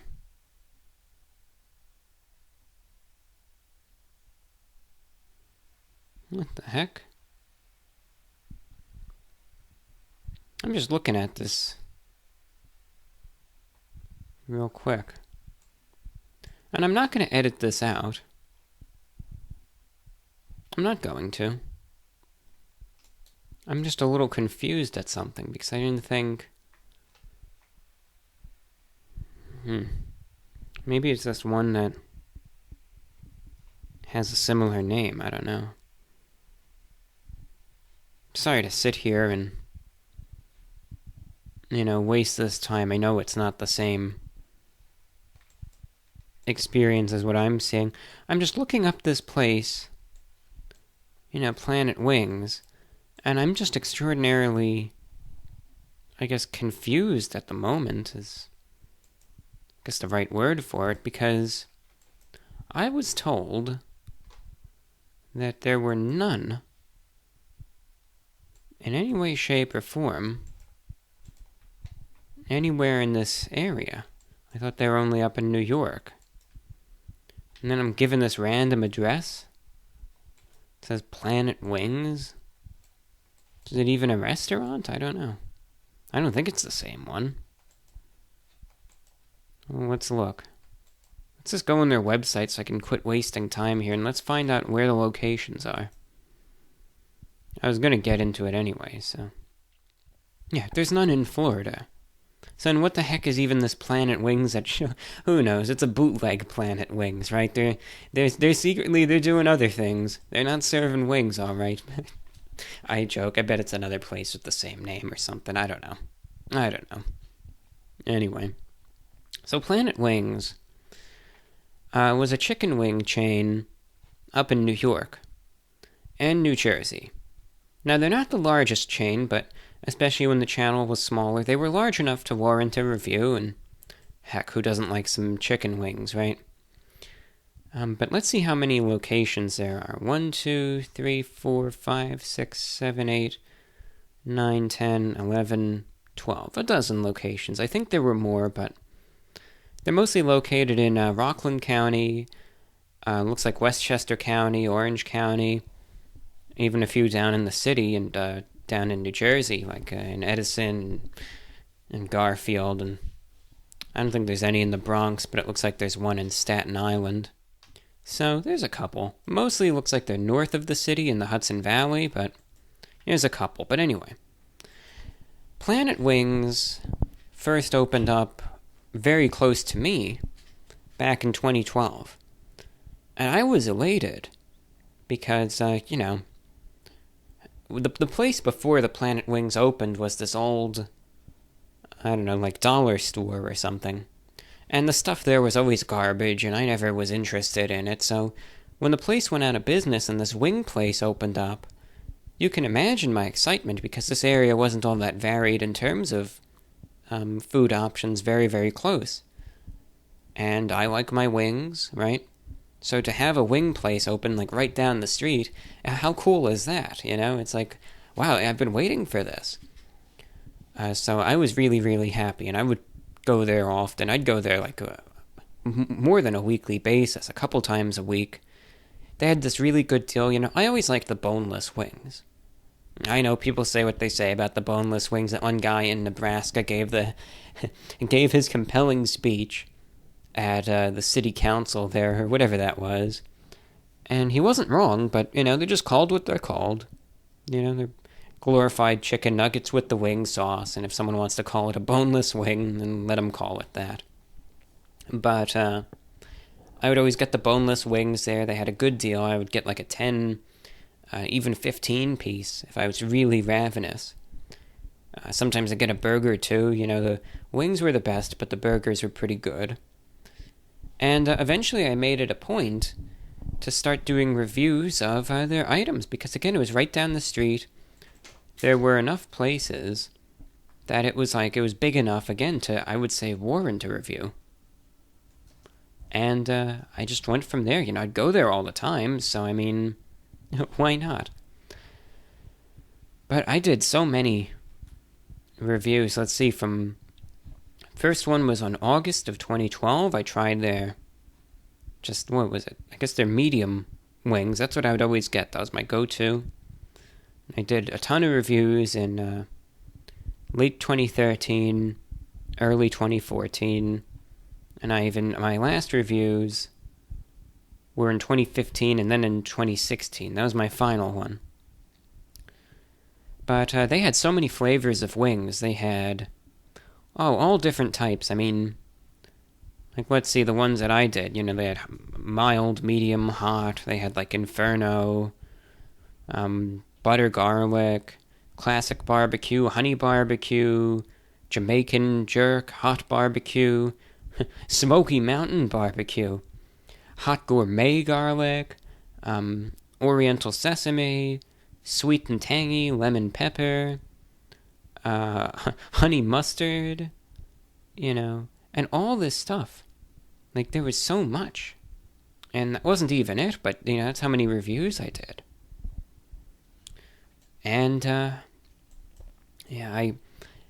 so here's the thing with the suicide wings. Let's look. Here's a copy of their menu. Let's look. No, it wasn't as big as I thought it'd be. Alright, never mind. But either way, so they had all these hot sauces, they had, again, mild, medium, hot, then they had, Inferno, and then they had the suicide wings, and that was the spiciest wings on their menu. And I remember I went in there that day, and I said, you know what, I've never gotten these, I never eat the hottest ones, but for the sake of the review, I'm gonna go in, I'm gonna get the hottest wings they have, and I'm gonna do a review on them.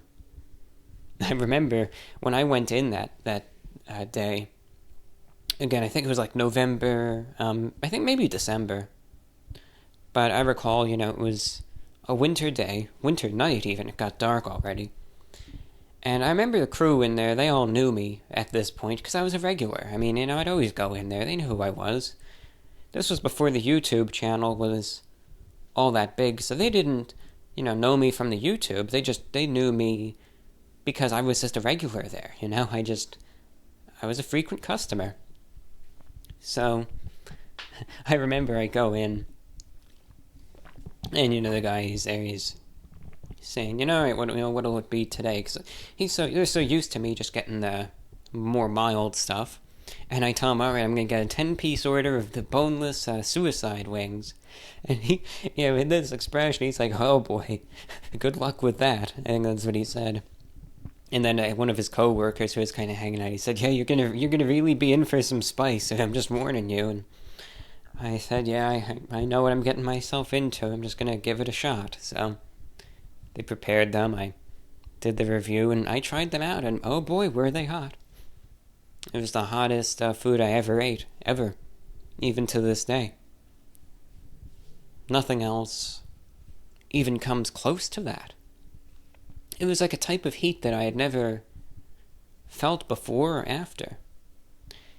It was so crazy that even when I opened the styrofoam receptacle that the wings were in, they were coated in the sauce.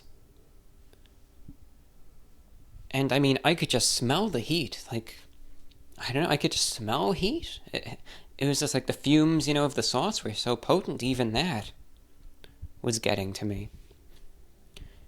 And I ate the wing, and I remember the first thing, and I remember I was able to vocalize this, was the moment the spice was fully received, I felt like this rush of blood just go up to my face. And it was strong. I mean, I was in a state the whole time. But, I mean, look, it was a good product because the goal of the item was to be the spiciest thing. And, oh yeah, was it spicy? Wasn't necessarily enjoyable, but it was really, really spicy. And, I remember that video, a lot of viewers at the time, they really enjoyed it. They got a kick out of it. But, that video doesn't... I don't think it's as big as... Well, no, look, I was wrong. I remember for a while it had really stagnated, but... Now it's got close to 1 million views, and I would say for good reason. I remember I was... Oh gosh, I was in such a state with that one. And I remember in the video, I remember saying like something like, because I got the 10-piece, and I was saying, oh boy, I got 9 more to go. God help us all, or I said something like that.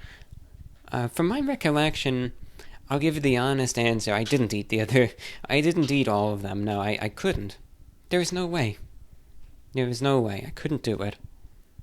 I had a couple more, but the way I ate them was so different compared to the first. I took a knife and fork, and I had to cut it up real small. Yeah, that was the only way it was tolerable. Cut it in half, then cut the half in half, and maybe eat that. But that was the only way it could be done. There was no other way, so I might have eaten like 2 or 3 more, but that was it. It was just impossible.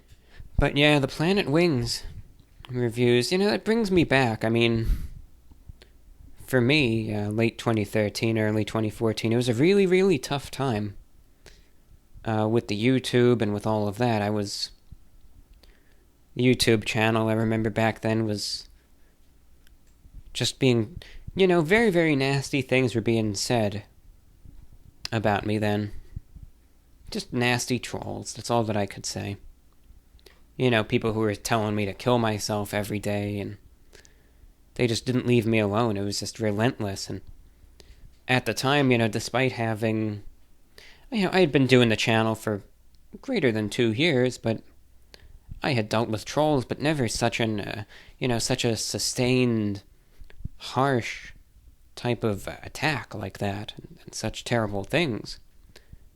And it really got me in a rut for a while, and I'm glad I bounced back. But I remember the days of the regular Planet Wing reviews, it's just a time that was difficult, but things are so much better now. But on a final note about Planet Wings, sadly, I mean, I miss them. And then you might say, well, would you ever just go up to New York and when you're there, get some wings? Yeah, the problem is, though, is that the one that was so close, they closed down. They closed down right before the COVID started. Maybe they got some advanced warning or something. I don't know. But they closed down very, very abruptly. So now... I don't know, there's just... Even if I were to be up there, there's not one that I would be able to go to that's close. I mean, I lost a good place with good wings, but... Yeah, the Suicide Wings review, that one was crazy. It was crazy. It's just... It was craziness. We got this listener, goes by the name Late Night Retro. Since we're on the topic of food, let's just stay to it. Writes, I saw that you really enjoyed that Domino's chicken taco pizza. Get this, Reviewbrah, the cheeseburger pizza. Because, see, Domino's released 2 pizzas. They released the chicken taco one, which was very good. And then they also released a cheeseburger one, which I had not tried. And anyway, this guy says, get this, the cheeseburger pizza has ketchup on it. Now, ketchup is... usually a little too sweet, a little overbearing, right? This is why when I'm putting sausages in my mouth, I like to dull it with a little mustard. But I want you to try this pizza because the ketchup, to me, is unique in the sense that it's not overbearing, It actually kind of melds in with everything else. It's a real surprise. I'd love to hear your thoughts on it. Your number one fan, Late Night Retro. So thanks for the suggestion. I've duly noted it. And one thing, I don't like doing videos like from the same place too quick in advance, but I have a feeling these pizzas are going to be around a while, so no harm in just waiting a little bit and then going ahead and trying it out. But thank you. I think I'll make the rounds at some point and give it a shot. And then final food note we hear from Kim says you need to review Freddy's frozen custard and steak burgers. They're like if Culver's and Steak and Shake had a baby, only better. There's one in the Orlando area and a few others in Florida. So thanks, Kim. We talked about Freddy's a couple shows back. And certainly, maybe I'll go ahead and review them. But I've already been there. And it's good. Yeah, I like it. It is like a combination of Culver's and Steak and Shake. It's really like Steak and Shake, but better. They just do a good job. But yeah, the Steak and Shake that I went to, that had that dreadful experience, I checked a bunch of reviews earlier, and that place is just really going downhill. I mean, it's just going... The experience that I had at that Steak and Shake that made me throw in the towel for the entire chain was not unique.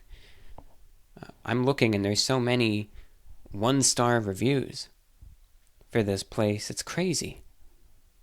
So, it's just... And issues that I've noticed, too. So, they're going downhill fast. But thank you again for writing in, and for the suggestion. This next email comes in from an anonymous listener, sending in a reception report. It says, I've recently listened to your latest VORW from the 21st of August through YouTube. I am listening in New York. I'd like to inquire about reception reports and ask what are things that I should include in my report. I wish that they are helpful, and I feel as though some newer reviewers might not find this useful as well. Or that some newer viewers might feel this useful as well. I hope this email finds you in good health, most sincerely. So thank you, Anon, for writing in and sending in a reception report. So here's what a reception report is. Now, you can do one online. I've seen people do it. I've seen people, again, give in reception reports for YouTube videos, through streams, TuneIn, etc. But reception reports are most common through traditional terrestrial radio. And a reception report serves two purposes. Number one, with the broadcast, to, let the host and program and station know what the quality of the transmission is, where it can be heard, how clear it's coming in, maybe what they're listening with. But secondly, it's also done just as a way to let people know that there's a listener out there. Because when it comes down to radio, there are no metrics. There are no statistics. There's none of that. When it comes down to, let's say, doing this podcast or doing something on YouTube or whatnot, there isn't any sort of need to really ask, especially for reception reports. It's like, okay, you know that this many people are listening in, so there's an audience. You don't need to know people are listening because you know for a fact people are. That's why I always ask for, just regular correspondence, and reception reports aren't needed for, like, YouTube. But if you still want to do them, you can. That's fine. Reception reports, again, they're mostly done for radio, for shortwave, because there's no way to measure an audience out there. That's why. So you're broadcasting the signal, but you have no idea where it's reaching or how many people are listening in. So a common way listeners on shortwave will inform the program they're tuned into that they're listening is by submitting what they call a reception report. And it's very basic. You don't really need all that much. When I do my shows and I ask for reception reports on shortwave, I always just say, hey, let me know you're listening. That's it. Just maybe give me your name and where you are and what frequency you're picking up the broadcast on, but that's all that I need. Now, you can be more explicit if you would like. You can say, oh, well, my name is so-and-so. I'm in, Bronx, New York. I tuned in on 9395 kilohertz on my, Grundig FR 350 receiver from the time of 2100 to 2145 UTC. Slight fading. You can get very technical, but really I just need a letter to let me know what frequency the person is listening on and really how it's coming in. So I'm just very basic with reception reports, but when I personally write them, and that's not to say that I do all that often, because I really don't, but when I do write reception reports, one thing that I always try to bear in mind is I always feel bad because a lot of people, when they do reception reports, always ask for something for free. And a lot of stations don't really like that. So when I write to stations, it's very formal how I write. And I let them know, if you guys want to give me something, that's fine, but I don't want anything. I'm just letting you know I'm a listener. Yeah, okay, so here's an example of a report that I sent out the other day, and you'll see that it's very formal, and I don't really, you don't have to do this at all. This is how I do it. I wrote to Radio Taiwan International. I picked up their broadcast. So here's what I wrote to them as an email. I said to them, Dear Radio Taiwan International, enclosed herein is a reception report for your international shortwave broadcast.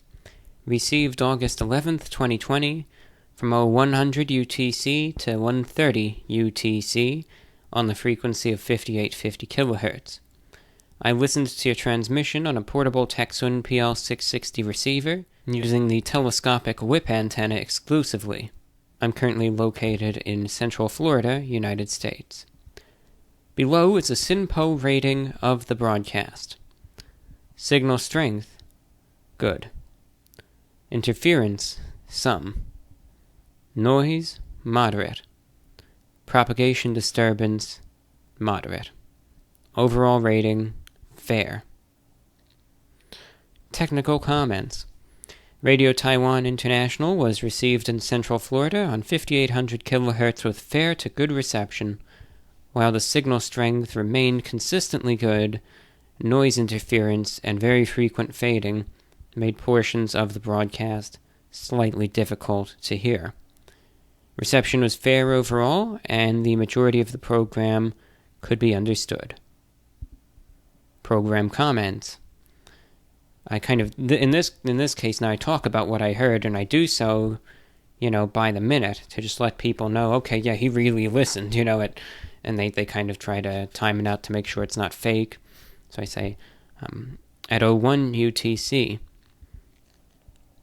this was a Spanish broadcast, so I couldn't speak it well, but I said, I heard them say, Escuchan Radio Taiwan Internacional, as well as the date provided in Spanish. At 101 UTC, news in Spanish, including a piece about the visit of Alex Azar to Taiwan, and another item about the turmoil in Hong Kong. At 0114, the program discussed the historical timeline of a university in Taiwan, or perhaps about an individual affiliated with that institution. Various dates were discussed. At 0127, a Taiwanese contemporary song was played. I just described it as slower paced with interchanging male and female vocals, and then sign off. So I just let them know through that, detailed thing that I listened, and that's what the program was. Concluding, then I give my final remarks, which are different for every broadcaster. I write, the culture of Taiwan is of great interest to me, and I want to learn more about news and current events facing Taiwan as well. Unfortunately, my Spanish-speaking abilities are limited, and I am disappointed that I'm unable to receive English-language broadcasts of Radio Taiwan on shortwave at all. As a result, I will listen to the Spanish service since I can somewhat understand the content. I sincerely hope that English language broadcasts to North America can be added. It would be greatly appreciated, and I would listen regularly. I've been a shortwave radio listener since 2013, although I only write to the stations I listen to infrequently. If this report is found to be correct in nature, it would be an honor to receive a QSL card as proper verification. And then I just give my name and address, and that's how it is. That's a reception report, how I send them, but no one ever has to waste as much time on one as as I did there. That's what it comes down to. I mean,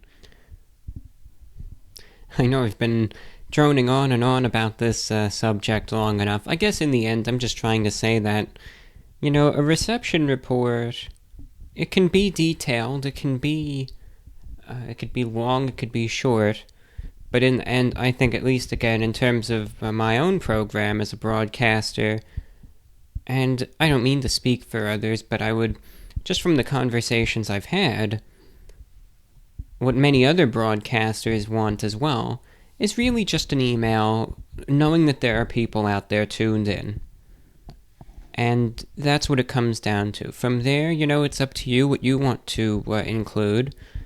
But I think one of the most important things for a reception report is to be honest, but, you know, be respectful. But, you know, if the signal is really bad or something, by all means, you know, let them know. Don't feel like it would be any sort of, you know, insult if the broadcast sounds terrible or something. Because, I mean, certainly if I'm doing a show and listeners can't hear it correctly, I want to know that. So that's something that's important to me. And thank you again for writing in. And with that, let's get into some more emails. Certainly have a lot to get to today. So let's just pick another one and go from there. We've got an email coming in from Drew. Says McDonald's Spicy Nuggets are coming on September 16th. How crazy is that? Hope you are well, John, and congrats on 2 million subscribers. Take care and be safe. All right, thank you, Drew. Thank you, Drew. It's good to hear from you. And yeah, the McDonald's is finally going to release some new items. After really a very, very uneventful year, I think they released like one item this entire year. And that's it. Which is really a shame because to tell you know, different establishments perform in different ways when it comes down to reviews and you know, subsequent interest from viewers out there. And it's just that certain places just people want to see reviews from, and other places not so much. And again, if I were just doing the reviews, not really as a livelihood, but just to do, I would try out some different items and different things, but unfortunately, you know, what I try out in views and what I think people want to see, you know, sadly does play a role. Now, I mean, I've thought about making another channel for maybe smaller places, but I just don't think it would do as well. Not in terms of, you know, the videos. Again, that would be with the intention that I don't care. But just that no one would really find it. I mean, case in point, you know, this channel. Sometimes, with YouTube at least, I think the more you diversify in terms of making additional channels, the more you're hurting yourself. That's just what I say from first-hand experience. That's my advice. You know, maybe go with the second channel at absolute most. But don't go from there. You know, if you really want to, look, that's up to you. But I'm just saying in that regard. Again, I just speak from personal experience. But, you know, certain places, like I was getting at anyway, people want to see more than others. For instance, a chain that no one really cares about, but I still review from time to time, is Panda Express. Sadly, just people don't have that interest. Other chains that people don't really care all that much about are, even Chick-fil-A. But I like Chick-fil-A. They're one of my favorite places to go to. I go there at least once a week, sometimes twice. Their food is fantastic. Lots of other places that I don't even review, like Subway, all that stuff. People don't care. The reviews that everyone wants to see are McDonald's. You could even look back. Most of the stuff that I've ever done from McDonald's always does good, because there's a McDonald's on every block in America, so it seems. There's so many. And that people like McDonald's. One reason why I have a favorable view, not of, the food is hit or miss, but one reason, especially right now, that I have a favorable view of McDonald's is it seems like in this day and age of, COVID-19 and everything shutting down and cutting back their hours and scaling back, they're one of the only places that's open 24 hours still. Pretty much. The only two places now, for God's sake, even Denny's. Even Denny's is shutting down early now. How crazy is that? They used to be reliable. And when Waffle House, if they're next, that's going to be it. But Denny's, that's going to be missed. Big time. They're shutting down early now. They're shutting down at like midnight. Used to be a time where at least I could go at 3 a.m. and get a nice juicy burger, from Denny's, and it was pretty good. I always go with the bourbon sauce. That's what I do. But now I can't even do that. Taco Bell, their hours aren't what they used to be. All these places. The only two establishments that I see that are even open late at night anymore are Steak and Shake, which is complete and total garbage. We've already been there. We don't need to talk about them again. And McDonald's. And that's it. So, there will be times, where I will wake up after midnight. And, McDonald's at least, you could count on them. Which is good. Bare basics. Don't expect a gourmet meal or anything, but at least they have something. But, this year the only thing they even released was the double Big Mac, which was it was good, but it was a lazy excuse for an item. It was something that you could have already gotten. They discontinued it, but did they really? Just get a Big Mac with an extra patty, and there you go.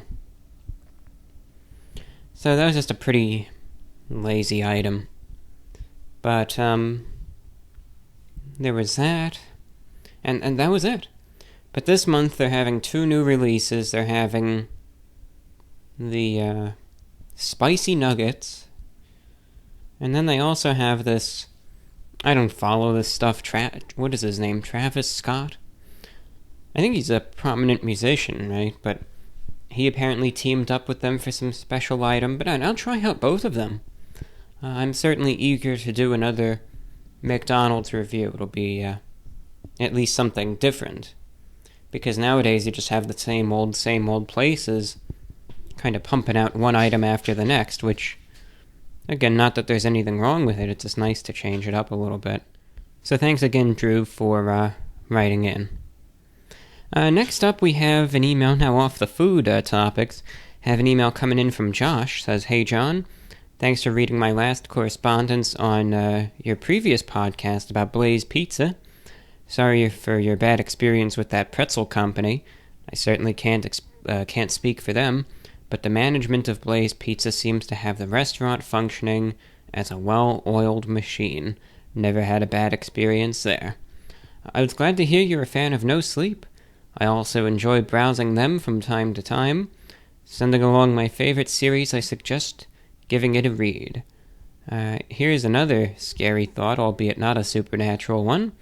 There are 144 confirmed cases of COVID within a single dormitory at a nearby university. Couldn't imagine the anxiety of living there."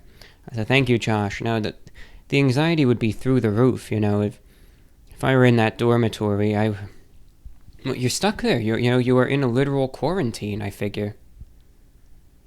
And it would be that fear knowing that, given the spread and the nature of it, there's a good chance that I'm going to get it, and then how am I going to get impacted by it, Maybe the chances of dying from it are low, but, there's still that chance, and it'd just be this worry, maybe I'll get asymptomatic, be okay, but what if I'm not, and just so much, it would eat me up,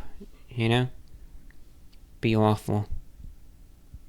Anyway, now the series that you recommended to me, Josh, I have actually read it before, believe it or not, and I could understand it is actually a favorite of many individuals. So it was a very big story, very well known. I think it was one of the first No Sleep stories from my recollection, anyway. Maybe not the first, but it's been there a long time. It was submitted in 2011, and, the subreddit only started getting really big, a couple years ago. But he recommended to me the Pen Pal series by the user 1000 Vultures. And that was one of the most prominent No Sleep stories, and I enjoyed it. There were a few... I hate to criticize it so much. I think toward the end, I'm not going to give anything away. I'm not one of those people that's going to, toward the end, I thought...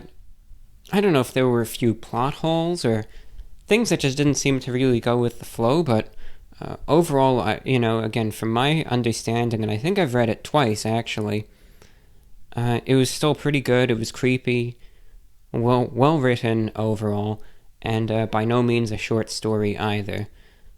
I know there were mixed feelings about the book, because I believe the author, because it became such a popular story, decided to capitalize off of it.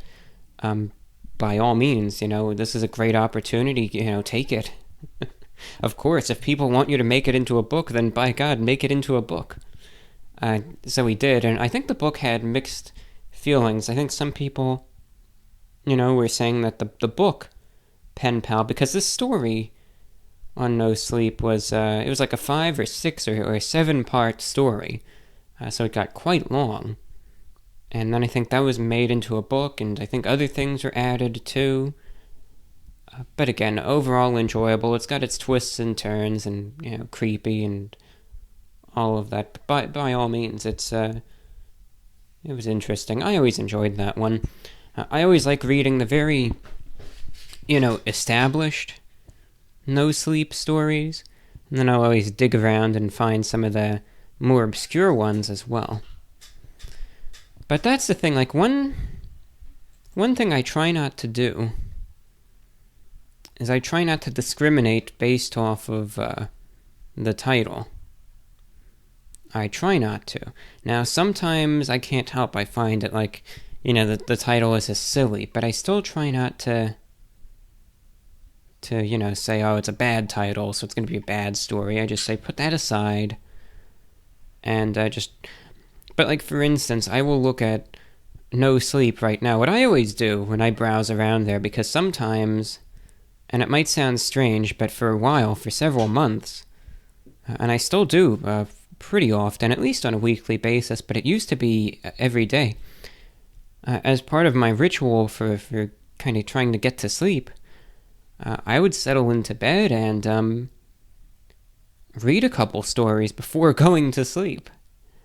Because to me, they didn't really keep me up. It was just light reading, as odd as that might sound. Counterintuitive, this subreddit that's called No Sleep with these scary stories to keep you up at night or something. And that was my bedtime reading. And I kid you not, go through like 2 or 3 stories and then, hit the hay and go to sleep. But it's nice, though. It's always good to do some light reading before you get to sleep, if that's what you want to do. It always helps me. And I still do. But one thing that I always like to do when I look at stories, and I think I've said this before, but this is one of the only subreddits that I really, use anymore.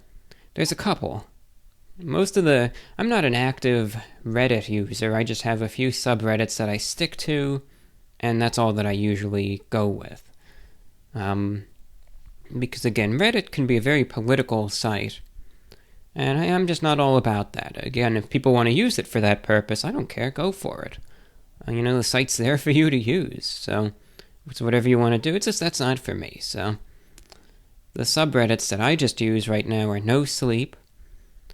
There's one that's sometimes for entertainment, actual public freakouts, but, you're gonna see it's not really stuff for laughs, but it's just kinda, people really freaking out. That's what that is. It's not for everyone.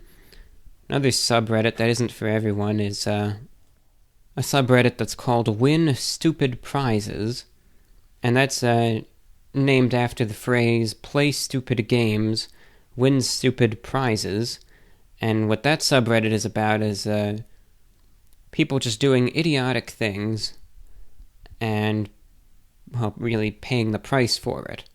So just individuals doing extremely reckless, activities, people doing things that aren't thought out well, and then, suffering the consequences. For instance, there is this, and again, now this is not something that's, really, and I say that sincerely, you're going to see people getting hurt. No one killed, but you will see people injure themselves, because unfortunately that's what a lot of these things result in. But, to me, I'll look at it because it's just, I don't know, it just gives perspective to certain things, and just, humanity never ceases to amaze me sometimes. But for instance, I was watching it today, there were two videos. There was one, it's called, jumping on a cactus. So what do you think happens there? This guy, he was like this, if you remember the show from the early 2000s, Jackass. This is like some guy, like a wannabe for that, you could tell he's really trying to kind of be like that. And he's sitting there's this giant cactus plant next to him. He says, I'm going to jump on this cactus. He's only got shorts on. So yeah, of course, he jumps on the cactus plant and immediately regrets it. And then, his friends have to pull the things out of his back and back of his legs. And, just obviously deeply regretful. And then there was another video of, I saw today of this group of guys, going to try to do the flaming shot. And I've seen so many videos of that never works out well. So the guy has the shot glass with this flaming liquid that he's going to drink. I always thought you were supposed to blow it out, and I think you are. Beforehand, I don't know. It's just, I've seen this happen so many times, and it never ever works out well. It either involves burning themselves or burning whatever's around them. And in this case, the guy spared himself of any injury. But I guess what happened is he has this shot glass of, flaming alcohol. And he goes to, pour it down his mouth. And I imagine maybe it was just the heat of it or something, or the shock. It made him kind of flinch a bit and spill it everywhere and drop the shot glass. So now you have this flaming stuff all over the counter and the floor, and some of it gets on his leg. And then his friends are trying to, who I think are drunk probably, they think it's a good idea to try to blow out the flames. Now, for a tiny, tiny little candle, of course, you can acceptably do that. But if the whole countertop is on fire, that's not going to help at all. You're just feeding it, you're giving it oxygen. Then they're trying to do that, and then it looks like the fire is spreading, and it's, I don't know, I hope he didn't burn down his house, but, that's a good example of doing some stupid things and, kind of facing the repercussions. But I don't watch all of them, if it's too much, like usually if the video is really bad, it's appropriately flagged, so it'll say warning, injury, not safe for work, etc. And usually you can pretty much tell, like if there's a video of some guy that's going to jump off his roof, to try to land in a swimming pool that's surrounded by a concrete patio, and the video is posted to this subreddit, then, put two and two together, what do you think is actually going to happen? Do you think because of where this video is the guy going to jump off and just flawlessly land in the swimming pool, or is he going to miss?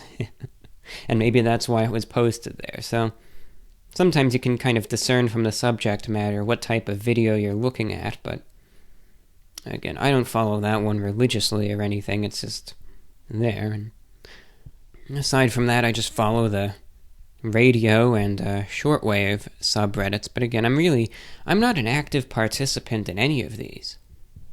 But what I was saying is, with the no sleep subreddit, when I browse around, I always sort the stories by top. And for a while, what I did is I searched it by top, and I sorted it from all time. And I did that because, right, if I wanted to find the good stories. So I figure the ones that are most highly rated and have the most, upvotes, have to be the best ones, because you had to assemble enough people to think that it's good anyway. But it's hit or miss. Like, what I did is I just went through an entire page, of 25 of them, then I would just go to the next page, and I read every single one of them. I think up until like 1,000 or so, and I wasn't able to go to any more pages of it. And I would just keep going and going, and I'll tell you this, some of the highly rated ones aren't the best.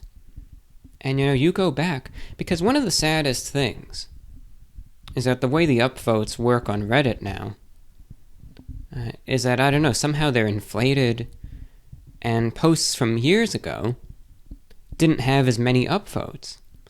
So, for instance, when there were fewer people that used the subreddit, let's say back in 2012, and a story from then, I should say, has 1,000 upvotes, that is extremely good, because all the other stories on the subreddit maybe only got, 10 or 20. So if a story back then had 1,000, that's really, really... people must have really loved that one. But now, because more people use it, there's 14 million people subscribed to this subreddit. You can have a mediocre story that'll get, 15,000 upvotes. And as a result, because of that, because more people are there, more people like certain posts, and some of the older ones that I think their quality far, far outweighs anything today, just got lost in there. I remember there was one story, again, from like a decade ago. It was called like The Showers or something, and it was darn good. And it only had a couple hundred upvotes, because that's however many people were using the subreddit back then. So, some of the stories that are highly rated aren't as good as you think, but some of them are. Another thing is pay attention to how old it is. If it's an older story and it has a lot of upvotes, that I would say take that as a very strong indicator of quality. So, if you see a story with a lot of, likes, and it's 3 or more years old, I would say go for that one, because those are some of the best ones I've read, the older ones. Not to say the new ones aren't good, but the older ones just, they withstand the test of time. What more can be said? Next email comes in from our listener in Malaysia. Hey, Reviewbrah, I watched the segment of the podcast about the mic. Just wanted to say that it doesn't really matter. When I really concentrate and listen to what you have to say, both the mics kind of sound the same, but if I had to choose, I would say you should use the new one, but it's okay. Wishing you a good day. Well, thank you for your kind words. And, I'm going with the new one. That's the decision that I made, and that's just what I'm going to go with. So, that's what we have there. Next up, we have a comment from Hank in Phoenix, Arizona. I discovered your channel over the pandemic, bored one night thinking about getting a pizza, and saw your review of the Shakaroni pizza. As you, I also enjoyed it. I then discovered your podcast as well. I was into shortwave radio when I was younger, and I bought 2 radios, The first, the Texun R9012, but then decided to buy a more expensive radio, the Texun PL360.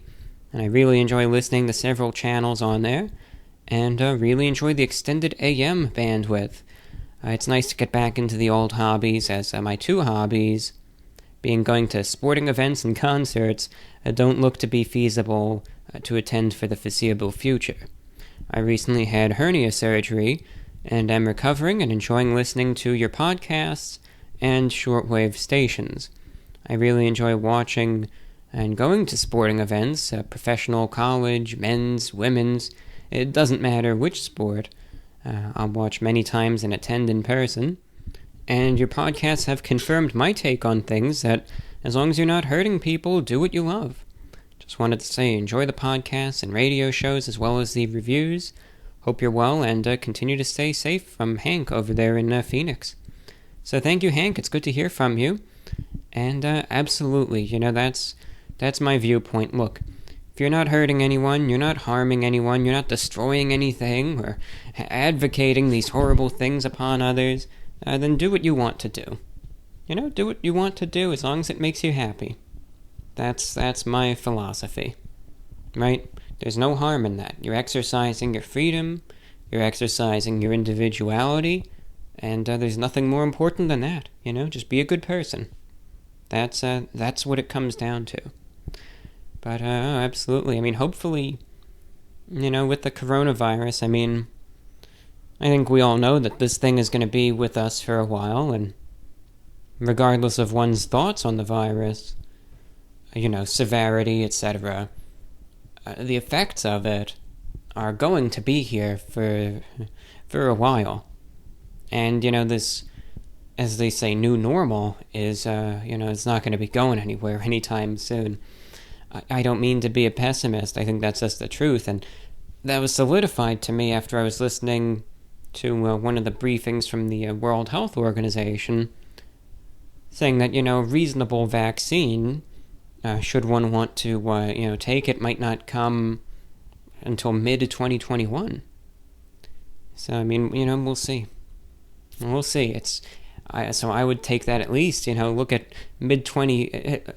I hate to say it this way, because it's like this is the last thing you want to hear, but from what they're telling me, or at least the impression that I got, a lot of 2021 will be similar to this.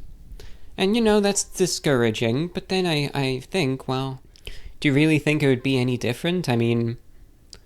Now you have flu season coming up, and that's a nightmare for a lot of people, the two to coexist. I don't know.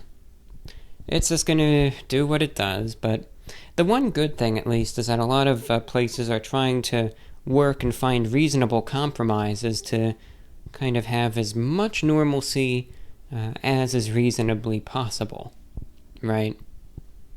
Yeah, so they're trying their best to find compromises. And, that's what it comes down to. So far, I'm still here, I'm still doing good. I don't have any reason to believe that I've had it yet. But I've certainly managed to avoid getting it at this point in time.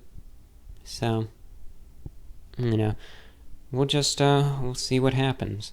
But, thank you again, Hank. It's good to hear from you. Good to hear that you're a shortwave listener as well. I know that people, they say what they will about shortwave, but there are still things to listen to in North America. Earlier tonight, before I started recording, I made it a point to actually listen to the radio a bit. And, I spent probably like 3 or 4 hours just scanning around, and I picked up plenty of good things. First, I started out the evening, first, very early on, I was listening to this music show on, 5960 kilohertz, called the Mighty KBC. And they play, I think, every weekend. They're out of Europe, and they have a transmitter in Germany. High power, though, it's not one of the low ones. It's 125 kilowatts, so very strong signal. And 2 hours, they broadcast, I think, oldies, classic rock, but they also take requests. And they have DJs, they have commercials. They are a full-blown professional commercial radio station. And their target audience is interesting. Apparently what they target primarily is long-haul truck drivers, I guess in remote parts of the United States. Which, it's a unique market, but then when you think about it, it kind of makes sense because, a lot of truck drivers still have the CB radio in the rig, but, CB radio is CB is a part of the shortwave spectrum. I think that's something that a lot of people don't really know, but CB is really, it's shortwave. The shortwave spectrum goes from, 3,000 kilohertz to 30,000 kilohertz. So anything in that, in between that is shortwave. And CB radio is at 27,000 kilohertz. So you could listen to truck drivers and stuff on a shortwave radio if it picks up, that frequency. I do. I'll sometimes scan around and I'll be able to hear various truckers and stuff having different discussions and whatever. And there's all these power requirements on it because it's, there's only 40 channels and they don't want people interfering with each other. So it's, the FCC has ways to ensure that. But I was thinking, since lots of truckers do have those setups, and I imagine maybe not a huge percentage, but given how many truck drivers there are, in the United States and even Canada and Mexico, there certainly wouldn't be a large percentage, but I would imagine a number who also have modifications to their radio and, have things in their truck that could pick up shortwave as well. And I know that at least a percentage do, because from my own show, I've gotten some reports from truck drivers who are able to pick it up on, while they're on the road. So even if it's like a fraction of 1%, given the fact that there's so many millions of truckers, it would still ensure, potentially thousands, if not tens of thousands of listeners. But the mighty KBC, they broadcast specifically targeting truckers, and I'll say this, they've been broadcasting this show to North America for years now.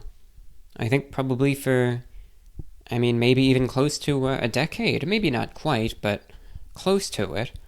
So if they're able to keep it up and sustain it, then they're doing something right. And obviously people are tuned in, so I enjoy it too, though. And, they're good. I started out listening to them. And then a couple hours later, I checked back and I listened to the Voice of Turkey to North America. And that was coming in good. I was listening to some Turkish music. It was enjoyable. Then I scanned around a bit and I came across this one broadcast called Radio Free Kashmir. And that's a fairly new station, again, targeting, of course, India.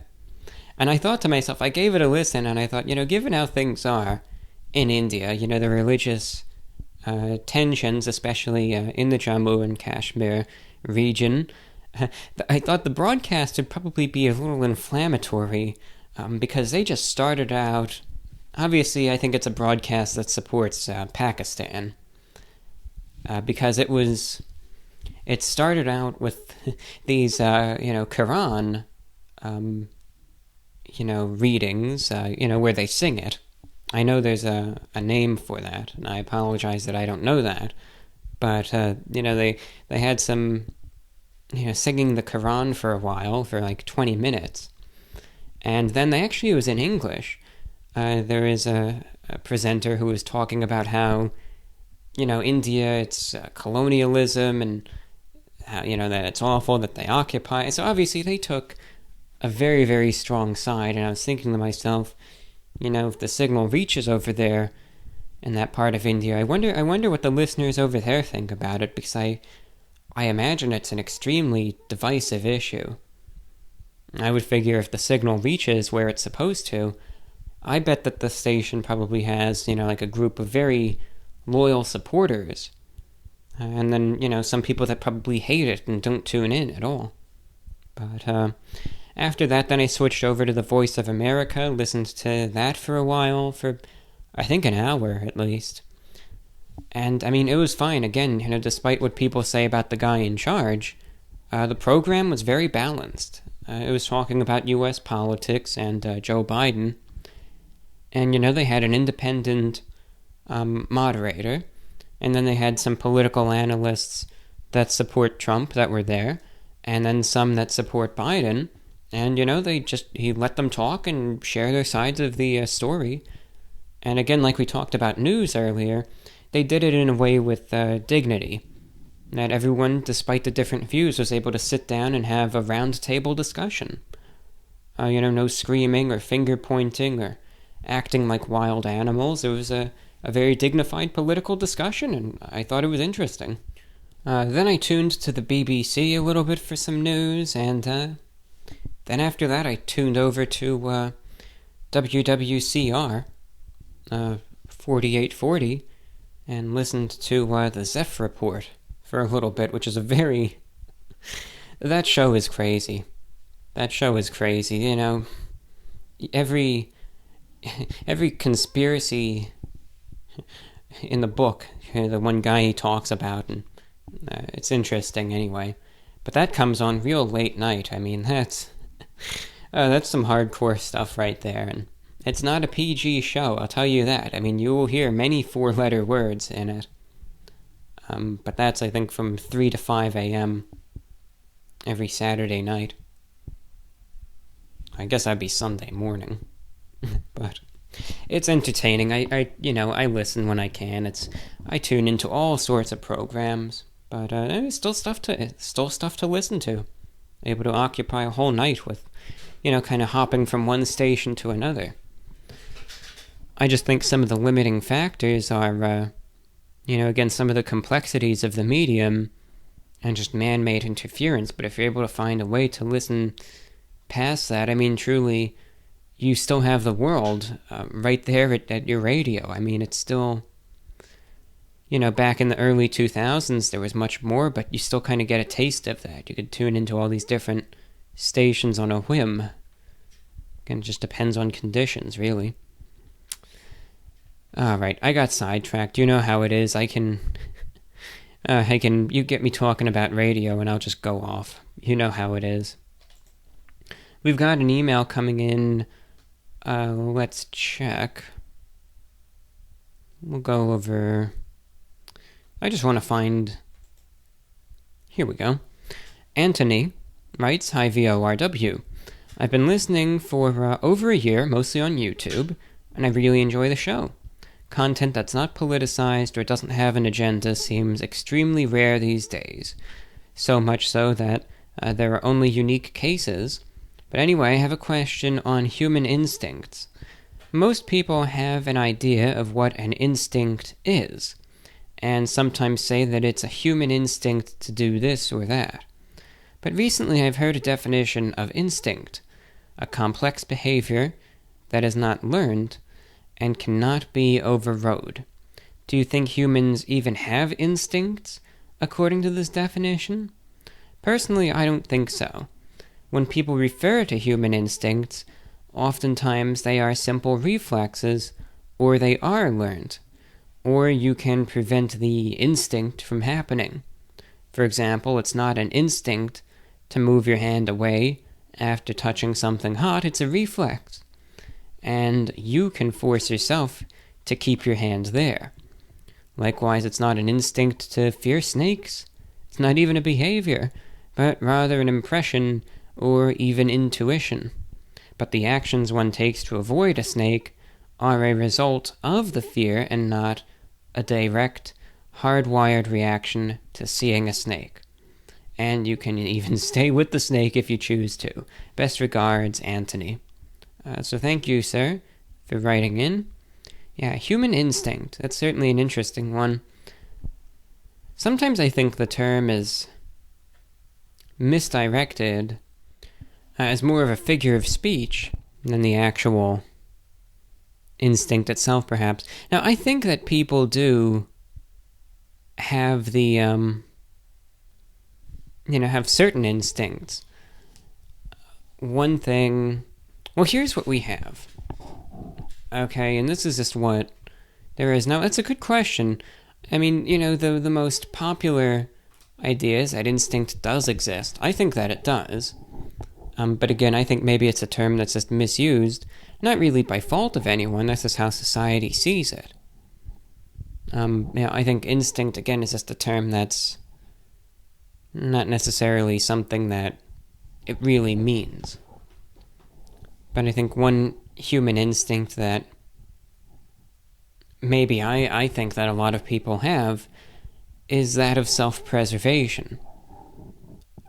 For instance, one thing, when it comes down to, let's say, situations of, you're at a great height, right? I think it's human instinct. Now granted, people can jump off a very tall building and, sadly commit suicide. But I think to get to that point, sometimes it just gets very, very tough to even do. And I think sometimes that self-preservation, fear of heights, that might be a legitimate instinct that really does kick in those circumstances. But even then, obviously people still... But, instinct even, I think, can be overrode, depending. But looking at Wikipedia here, this again, I'm glad you brought up snakes. Some of the simplest instincts in humans, a very widely debated topic, they say, which I agree, certainly is for a debate. The congenital fear of snakes and spiders, found in 6-month-old babies.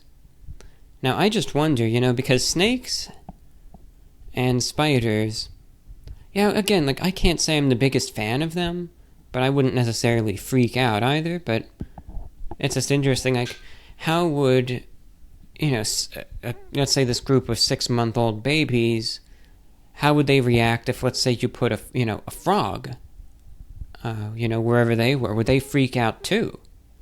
And then if so, then, you can say, well, they freaked at that, then is it human instincts to be afraid of frogs? I don't think so. I like frogs. I like reptiles. So that's interesting. It says, infant cry is a manifestation of instinct. That's an interesting one. It says the herd instinct is found in human children and chimpanzee cubs, but is absent in young orangutans. And it also says that it believes that squeamishness and disgust is an instinct. That's interesting. I mean, I do think that instincts exist, but again, I think, like you suggested, I think it's just a term that's misused. And that's probably one of the biggest issues there, that then, leads to misconceptions, misunderstandings, and just, again, situations where people just don't really know what the term means. Of course, there are phrases that I've used. I'm guilty of that myself. You can say it's instinct, instinctual, gutting instinct, etc. It's not necessarily true, but it's a phrase that gets used. Alright, next question comes from Sully in Nebraska. Just finished listening to the nearly 5-hour radio podcast on Spotify, and I simply cannot comprehend how it goes by so fast. I'm impressed by the way that you're able to transition from one subject to another, and I just wanted to know if you've taken any public speaking classes in high school or college, or did you just get good at talking to an audience through YouTube? Wishing you all the best and have a good day. Well, thank you, Sully, for writing in. I took one public speaking class in college, but that was back in 2015. So, even then, I had already been doing the YouTube, and, I did nicely in the class. But I will tell you this. Now, I think, largely, the way I can just kind of ramble on for such extended periods of time is really just through practice with the YouTube and these podcasts. I think that's just why I'm able to do what I can. But it's not necessarily because of any sort of training, in school. Because again, when I took that class, I'd already been doing the YouTube continuously for 4 years. Or more, probably 4.5. And I had already done the radio show on the shortwave for the greater part of that year. And the VORW, podcast close to 2.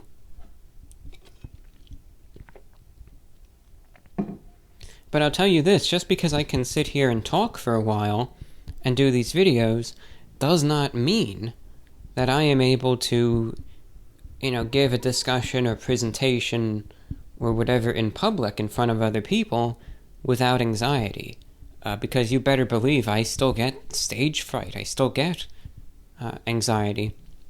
It's a huge difference when you're, able to do something just in front of a camera or with a microphone in your hand in an empty room versus being able to stand on a stage and talk in front of a large number of people. I remember for the public speaking class that I took, the class size was pretty small. It was maybe 20 students, it wasn't large. But you better believe, when I would have to go up and give a presentation, I would be terrified, but especially beforehand. When I was up there, I'd try to just block it out and just do what I've got to do. But, you better believe in the hour or so preceding it, my heart would be racing, I would have the adrenaline going, I'd be shaky, and just very scared. Even though it's something that I've done so often, it's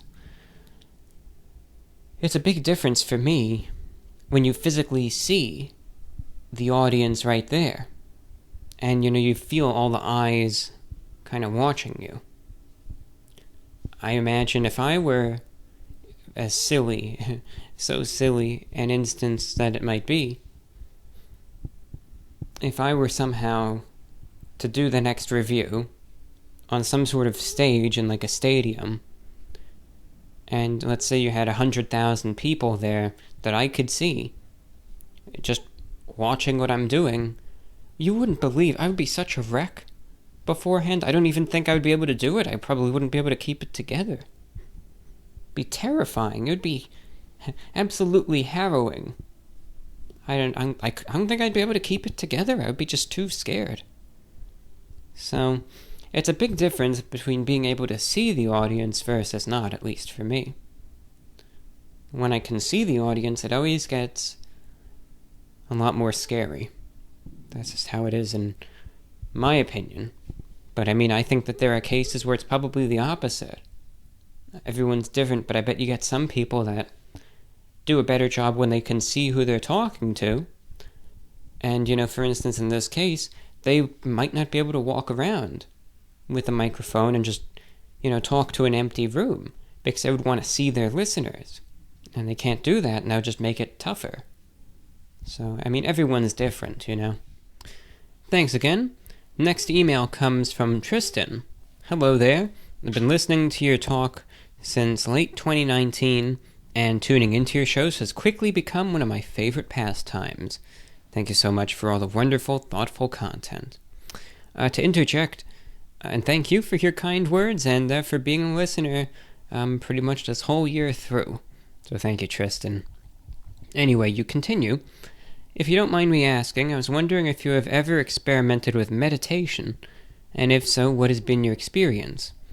I have been trying to implement simple breathing meditation practice into my life, and so far I do find it rather calming, but it has also shown me just how frantic my mind is. Keeping focus on the breath for just a few short inhales and exhales in the present moment is extremely challenging.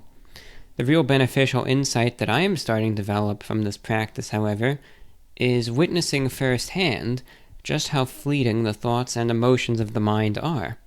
The practice really reveals to you all the stuff that we build up in our heads, which causes us so much grief and turmoil, are only just waves in an ocean. Meditation to me seems to be the key to calming the seas of our mind. It would seem that once our mind is calm, the conventional abstractions which our brains create to define things, such as you and me, begin to settle down for a moment, revealing the interdependencies that connect literally everything into existence. To continue with the nautical theme, we begin to see that we are all indeed waves of the same ocean. Anyway, just my 2 cents on benefits of meditation. Sorry for the rambling. Take care and be well, Tristan. Thanks, Tristan. I appreciate the email and for your kind words there. And I have tried some meditation. The one that I've actually used the most is actually the very same one I think that you do. It might have been the... let's look. I know the one where you hold it is the longest. And it was the 478 one, possibly. Might have been a different one. But, where it's you inhale for a few seconds, then you hold your breath, and then you exhale. What I would always do is I would breathe through my nose, hold it, and then exhale through my mouth. And I would do it for a while. I mean, there would be times where I would do it for, 15, 20, 30 minutes. And the one thing, again, that's, to me, the toughest part, was being able to focus only on the breathing. Being able to count the seconds and all of that and just stay in that state of relaxation. But I remember what was always the best part is after everything was said and done, just how relaxed and calm you'd be by the end of it. And that's truly an experience, it's by no means life-changing, but I think it affects different people. It's like, in your case, it has led to, I would wager, probably some introspection and, just looking at your own thoughts, how your mind is. Again, how a lot of the things that might cause, undue worries and anxieties are really just these fleeting, passing thoughts that should really hold no merit. I think it's allowed you to see, I suppose, a bigger picture of things, and it's really helped. Now, there will be people who will do it and will just say, well, I just wasted 15 minutes. I didn't do anything for me. So your mileage may vary. I think it might be similar to how ASMR can be, in that it can work like a miracle for some and do nothing for others. But it's such a simple technique. Anyone could do it. Really, anyone could do it. Unless there's, a debilitating medical condition that affects breathing, right? But for most people, I think you can do it without issue, anytime, anywhere. So, I've done it. It's helped relax, and it's a good way to get your mind off of some of the persistent worries that can plague you. So absolutely, no, I've tried it, and yeah, it's very calming, very relaxing, and it can just give your mind a nice break from how hectic and chaotic things can so often be. So thank you for bringing that up. Certainly an advocate I am of it, and if anyone is interested, give it a try. Again, it might not work for you, but there's a chance it might, and it might help. Such a simple thing, too. It's nothing to discount. I say give it a shot if you want to. Okay, and the mailbag continues. Next email up comes in from Arias. Greetings from Las Vegas, Nevada. Wanted to ask you a question regarding some of the content, both on the main channel and the second. Have you ever thought about diversifying it? For example, I could see you doing movie reviews, show reviews, or something, or for something more original, book reviews. I think overall some people come to your channel for your personality rather than the food reviews. Though I do enjoy them, I think there would be some merit to making broader content. Another example, I personally have great interest in your day-to-day life and things you experience largely to the information provided through your podcasts. I think a vlogging series or videos would be of great interest to your audience. Anyway, I hope this email finds you well. Sincerely, Arias. So thank you for your suggestion. Now, that's something that I have thought of. Here's my worry. I know that a lot of people say that some individuals are more interested in me as opposed to the food reviews, but I sometimes feel that the percentage of people that may hold true to, I don't know if over-exaggerated is the word, but I think is overestimated. Because I hate to say it, and it's I don't know if I should say demoralizing, because personally it would be great to make different types of videos. But whenever I do, they never do as well as the food reviews. And of course, again, with the channel being what I need to do, to pay the bills and, have a roof over my head, you sadly have to do what people want to see. And when I switch it up a bit, it never really does as well. I mean, for instance, going back to... it doesn't mean the interest isn't there, it just means it's a lot less than I think what people might assume it to be. People just don't want to see it.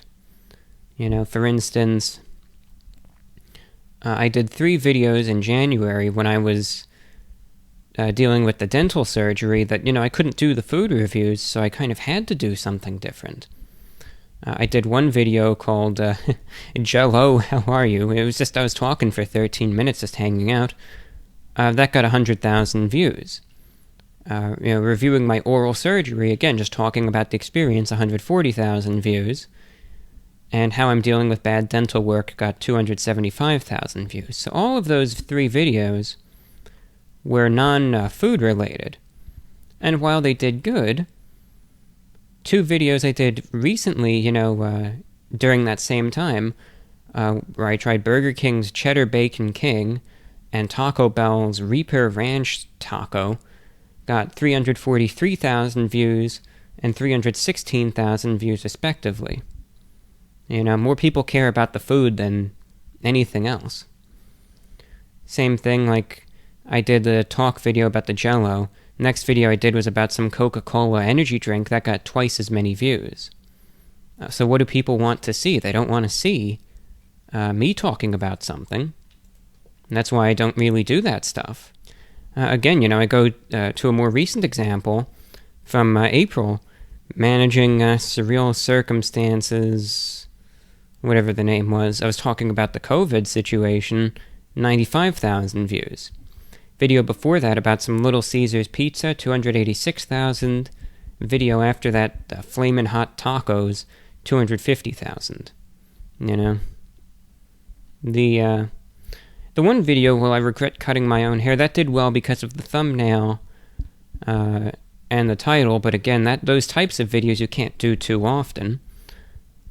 But again, the reacting to weird comments video, even though that did good, 258,000 views, the Papa John's pizza I reviewed right after it got 500,000 views.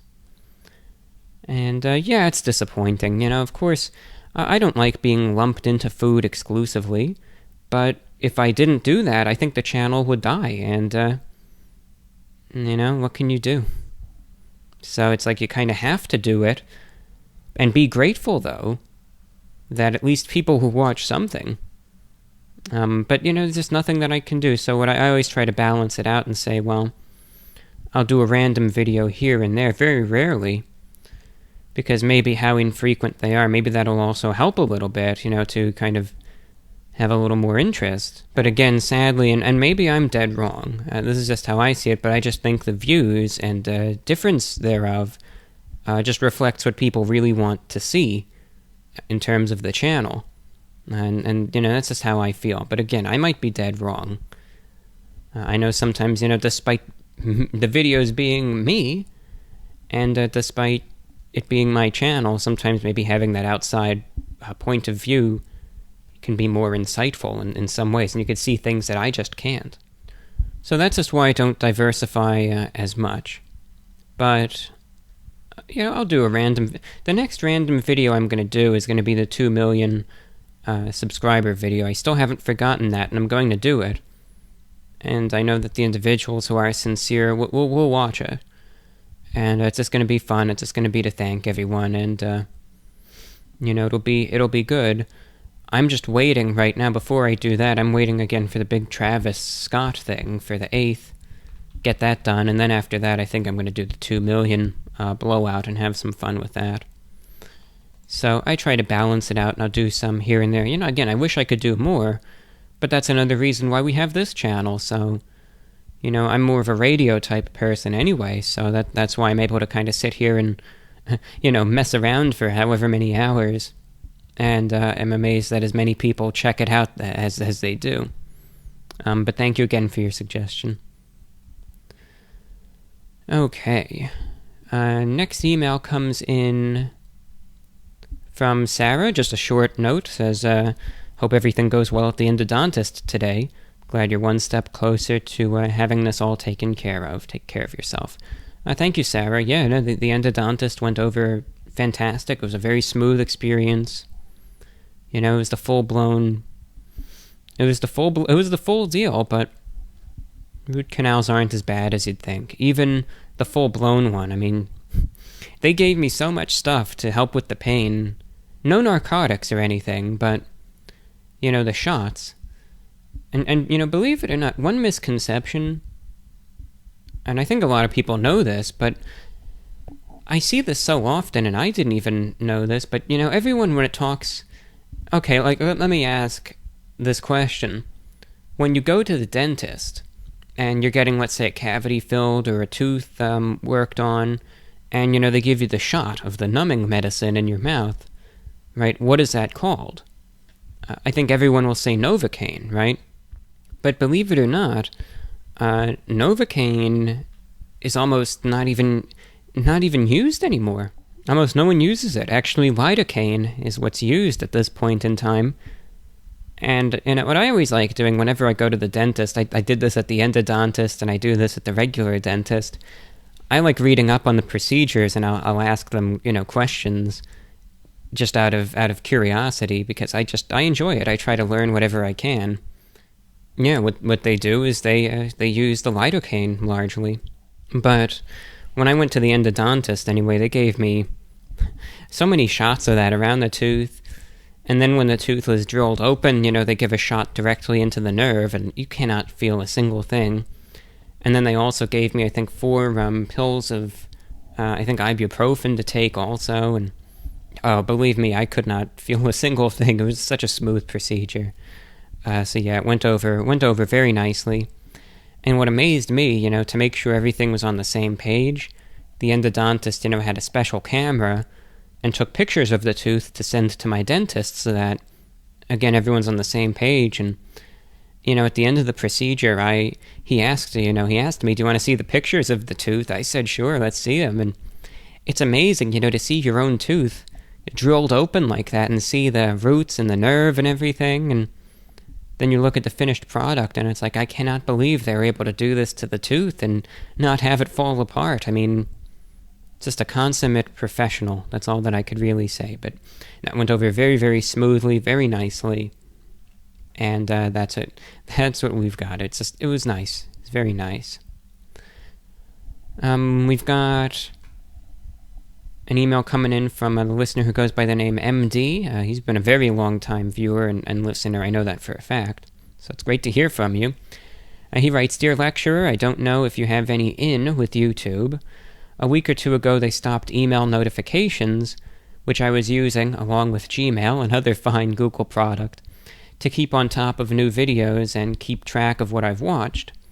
Now it's all through the notifications menu inside of YouTube itself, which is not a great way to manage these things. If you have any ear in the YouTube food chain and would like to pass on, some of my viewers are unhappy with the discontinued email notifications, I would appreciate it. Thank you for your time. Keep being awesome. Thank you, sir, for writing in. I would not say I have any sort of pull or influence with YouTube at all. I do talk to them from time to time, and I will, I'll tell you this. I don't think it's going to change anything, but I'm going to honor your email. And this week, I'm going to get on the phone with YouTube, and I'm going to talk to them just about how the channel's doing and everything. But I'm going to mention that word for word, and I'm going to let them know that some viewers are frustrated with the discontinuation of email notifications. And so you can count on the fact that I will tell someone, who works for YouTube directly, I will tell them that. I don't think it's going to change anything, and please understand that, but I will certainly honor your email. I know a lot of people are frustrated with that, so even though that's not anything that I use, I'll certainly let them know that I've seen a few viewers who have been upset by that. So I'll pass it along, absolutely. So thank you for writing in. All right, the next email that we've got comes in from Joel, who writes, "Hey there, I recently found your podcast on iHeartRadio. I wanted to get your opinion on some shortwave radio issues. As part of your broadcast, you frequently mention radio, shortwave included, as a good way to get info when normal sources are down, as in a blackout. As a bit of disaster prepper myself, I totally agree. With the U.S. power grid being as fragile as it is, whether to natural disaster or enemy attack, such as an EMP, would you say it's wise to purchase an older vacuum tube unit that's resistant to such attack, or are modern radios so far superior in reception that it's just better to get a new one and maybe store it where it's safe? Maybe some sort of small Faraday cage. I don't want to come off as a nut, but these are things that I think about. Also, I was glad to hear that a traditional on-the-dial AM station also has your show. A great accomplishment, and I think given your varied subject matter and radio demeanor, you could be the next coast-to-coast AM. Congrats on that. Lastly, would you ever consider running a show that takes callers? Wishing you the best on your dental adventures." From Joel. Well, thank you for your question, and for your compliments as well. Number one, no, I do understand your concerns in terms of an EMP, right? Because obviously, an EMP attack, it would cripple the country. It would cripple it would be terrible. So I would say that is a legitimate concern. So in regards to an EMP, again, of course, that's actually a concern that I've heard before. The debate between the newer radios, just put them in like a Faraday cage and store them that way, again, versus the older vacuum tube units. Now, here's what I would have to say. A lot of people would recommend the older vacuum tube radios, but personally, I would recommend a newer one, and again, store it in more of a Faraday cage device. Now, here's just my logic and rationale. The vacuum tube radios, are reliable. Some people, they call them old reliable because some of these radios have been around since the 1940s and 50s and still work. I think the biggest issue is that if you want to talk about a total grid failure scenario and a situation where there is an EMP attack and you have a vacuum tube radio, just the two issues that come to mind. Number one, the issue with portability. Most of the tube shortwave radios you can't really have on the go. You just have to have it in one specific location, and that's it. So unfortunately, the older tube radios, it takes a lot of portability out of it, which is very difficult then if you're trying to be, let's say you're off the grid, you're camping, whatever, you're camped out, you're constantly on the move. Having to haul this big radio around will be impractical. So that's an issue. A second concern in regards to the older tube radios is the issue of spare parts. Again, if you're in a situation where a lot of society has collapsed, or there are just these issues with transportation, etc., and the radio breaks and you need a spare part, again, especially for these older models, it might be very difficult to get your hands on one, if at all. So that's an issue. If you want to go that route, again, I'm not going to discourage you, but personally, I would recommend getting a newer radio. Some of them are still made very well, but they're portable, they're durable, and they're effective. One thing that I've seen people like about the newer radios compared to the older ones is that the newer ones, have this digital tuning display. so you can tell exactly what frequency you're on. So, for instance, if you know that there's going to be an emergency broadcast on the frequency of, let's just say 6080 kilohertz, you can go exactly to that frequency on a newer radio, and you're on the right frequency. With the older ones, you have to kind of turn the dial and you have to eyeball it, and there's nothing wrong with that. It's just for more immediate and easier tuning. The newer ones with the digital display do a good job and an effective job at that. Of course, also, again, I think spare parts would be easier to come by, and just power, etc. would be much easier. You can just keep it in your pocket or your backpack and move it from one place to another, and it's great. A lot of people do say that, the newer radios do work just as good as the older ones. So that's just my case for getting a newer one with that in mind. But in the end, just do your own research and, see what you find that would, best suit your circumstance. But that's just how I feel. Secondly, you wrote, would you ever consider running a show that takes callers? Maybe one day I'll establish a phone line and, maybe some of the radio broadcasts that go out over the air, I might take some callers at some point. One thing that I did for a while last year, and maybe for the heck of it, like on a one-off type of thing, I'll bring it back, is for some of the shows that I did, because I actually, I relayed this broadcast last week on the AM on 540 over in Utah, and it was well received. Some listeners over there wrote in and they liked it. Where I took a show that I did last year and I rebroadcast it with a little bit of a new intro. About a year ago, I did a show about Bigfoot, and it's still a topic that interests me. I always like all those cryptid-type creatures, but I did a show about Bigfoot, and it was very interactive, where what I had is I had listener emails, but I also gave listeners the option, instead of, typing out their thoughts, they also could take a microphone and record their own views and send the audio file to me, and I would include that in the broadcast too. And for those types of shows, I think that went over very well. I think it was very successful, and I really liked it. I was kind of listening to that older show, and I was just thinking, it was a lot of fun, and it's a big change up, of course, from what we do now. But again, maybe that's something that, if there's a good topic, maybe I'll just do that as like a separate show, just a one-off thing for like an hour. Because it was, at least to me, fun to hear different listeners kind of verbalize their points. I think sometimes, at least for me, you can go ahead and you can say a lot more when you're verbalizing it than you can when writing. I think when you write, you can choose your words carefully and maybe say things more succinctly, but when you speak, you can get into more details that perhaps you can't necessarily jot down. So I don't know, I personally liked that. And then you might say, if you liked it, then why did you stop doing it? Because a lot of the listeners didn't like it.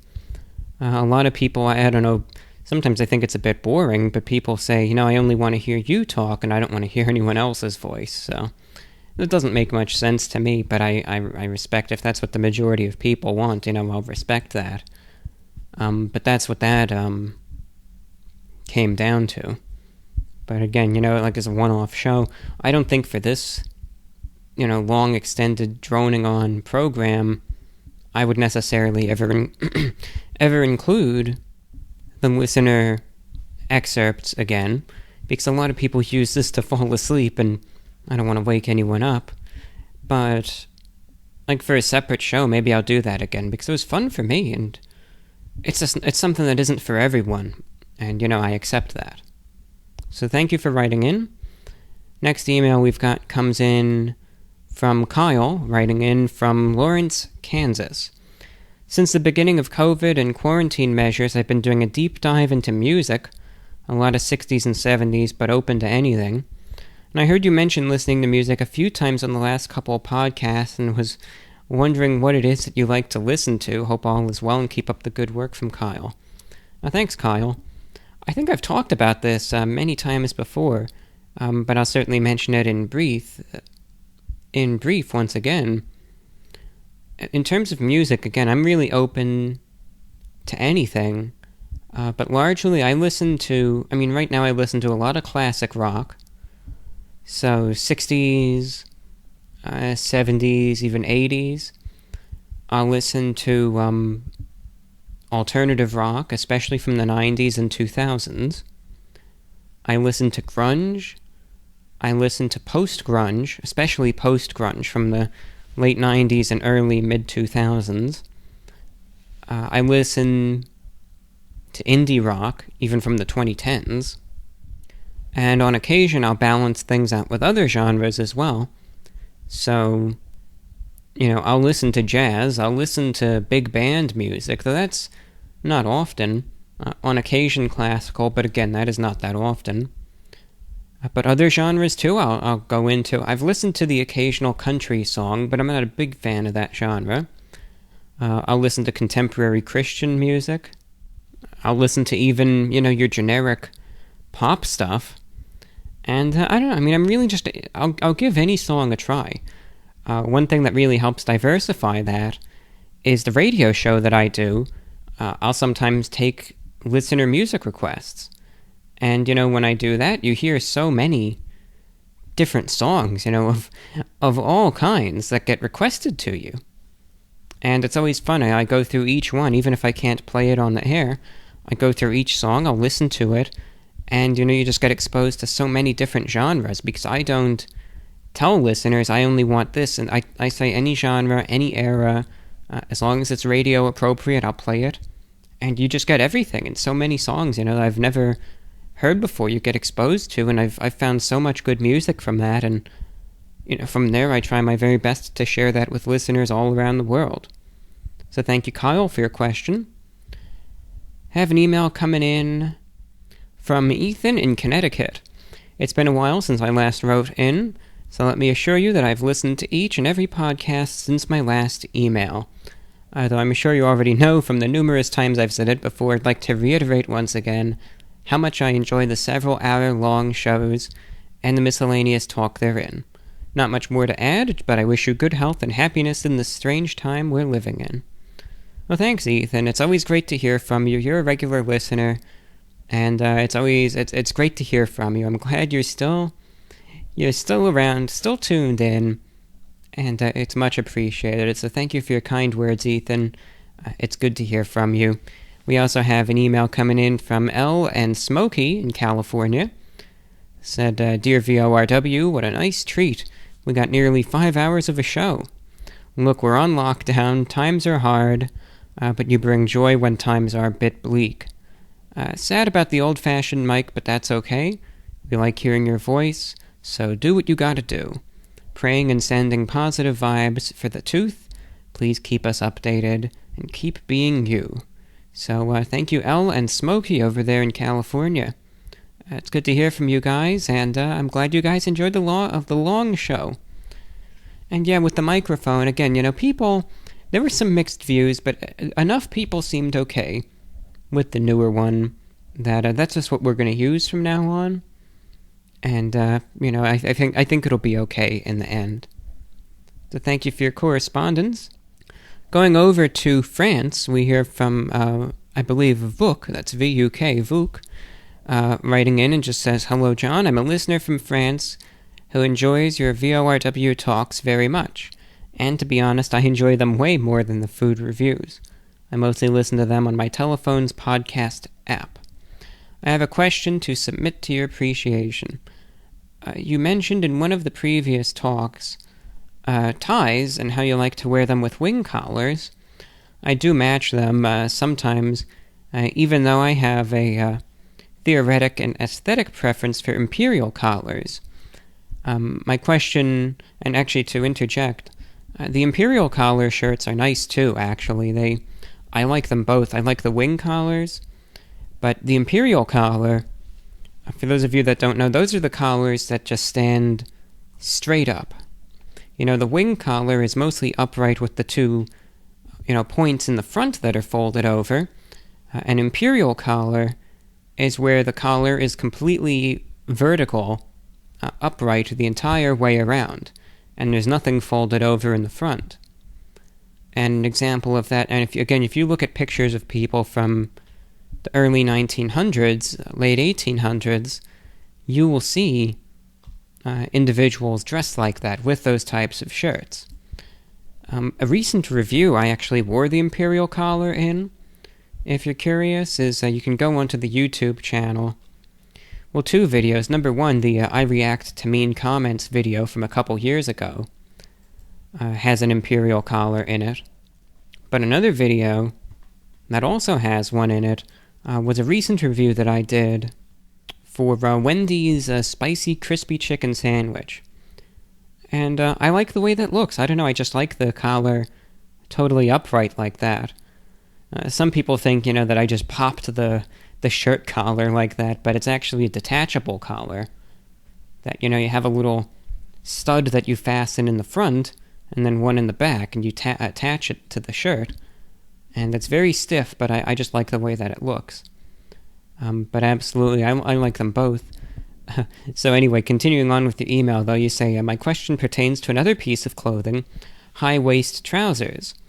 Low-waist trousers are one of those things I cannot play the devil's advocate for. People often insist on how modernity has made things, especially clothes, more practical, but I'm still waiting for someone to explain to me how on earth low-waist trousers are practical. On the other hand, high-waist trousers keep shirts tucked in, feel much more natural to wear, and are more classy in my opinion. I even feel I improve my posture while wearing them. Do you have any opinion on the matter? Keep up the good work. So thank you for writing in. I agree with you. While people can wear what they want, I am a strong advocate for high-waist trousers. That's actually all that I own. I don't even own a single pair of low-waist trousers. I do not wear those. All of the pants that I wear are all very similar in that they are high-waist, they are pleated, they're, creased, and wide leg. Because for me, when I wear things, despite the antiquated style, I find it comfortable. I find it incredibly comfortable, and to me, I've just always found the high-waist pants, again, just to be much more comfortable. And absolutely, it does keep the shirts tucked in better. You never have an issue with the shirt becoming untucked, really. And again, I think it's more comfortable. I think it's more formal and professional. And, again, personally, I always think that the high-waist trousers look better with pleats. That's just my dated opinion. Whereas perhaps low-waist trousers do look better flat front. And that's just my viewpoint. But yeah, that's all that I wear. People can wear what they want, but me personally, I am a strong advocate of the high-waist trousers. Again, that's all that I wear. Some people might make fun of me for saying that. They'll say, "Oh yeah, you dress like my grandpa." Absolutely, yeah. You better believe I do. Of course, and that's just the way that I want to look. There's nothing wrong with that. I'm not hurting anyone by doing that, and I don't really care what you want to wear. I just wear what I wear. So, no, I agree with you. And that's my opinion on the matter. I think very, very similar views there. I like it. I like the way that it looks.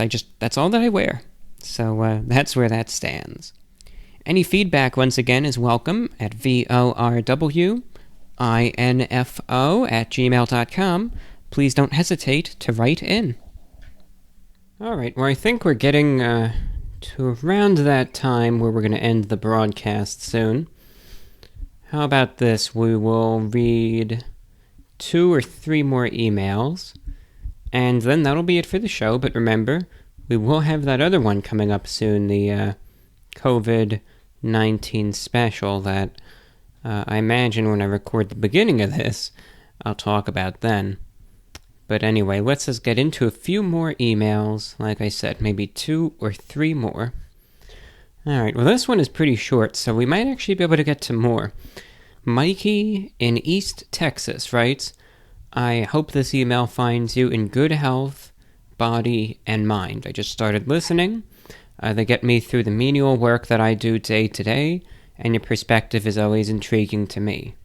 My question is, have you ever thought of making your own transmitter and tower for the shortwave? I'm sorry if this is a stupid question. I've only just started researching the subject. The price to broadcast on major stations must be a lot, and was wondering if the idea ever came through your head. Thanks for the time, from Mikey in East Texas.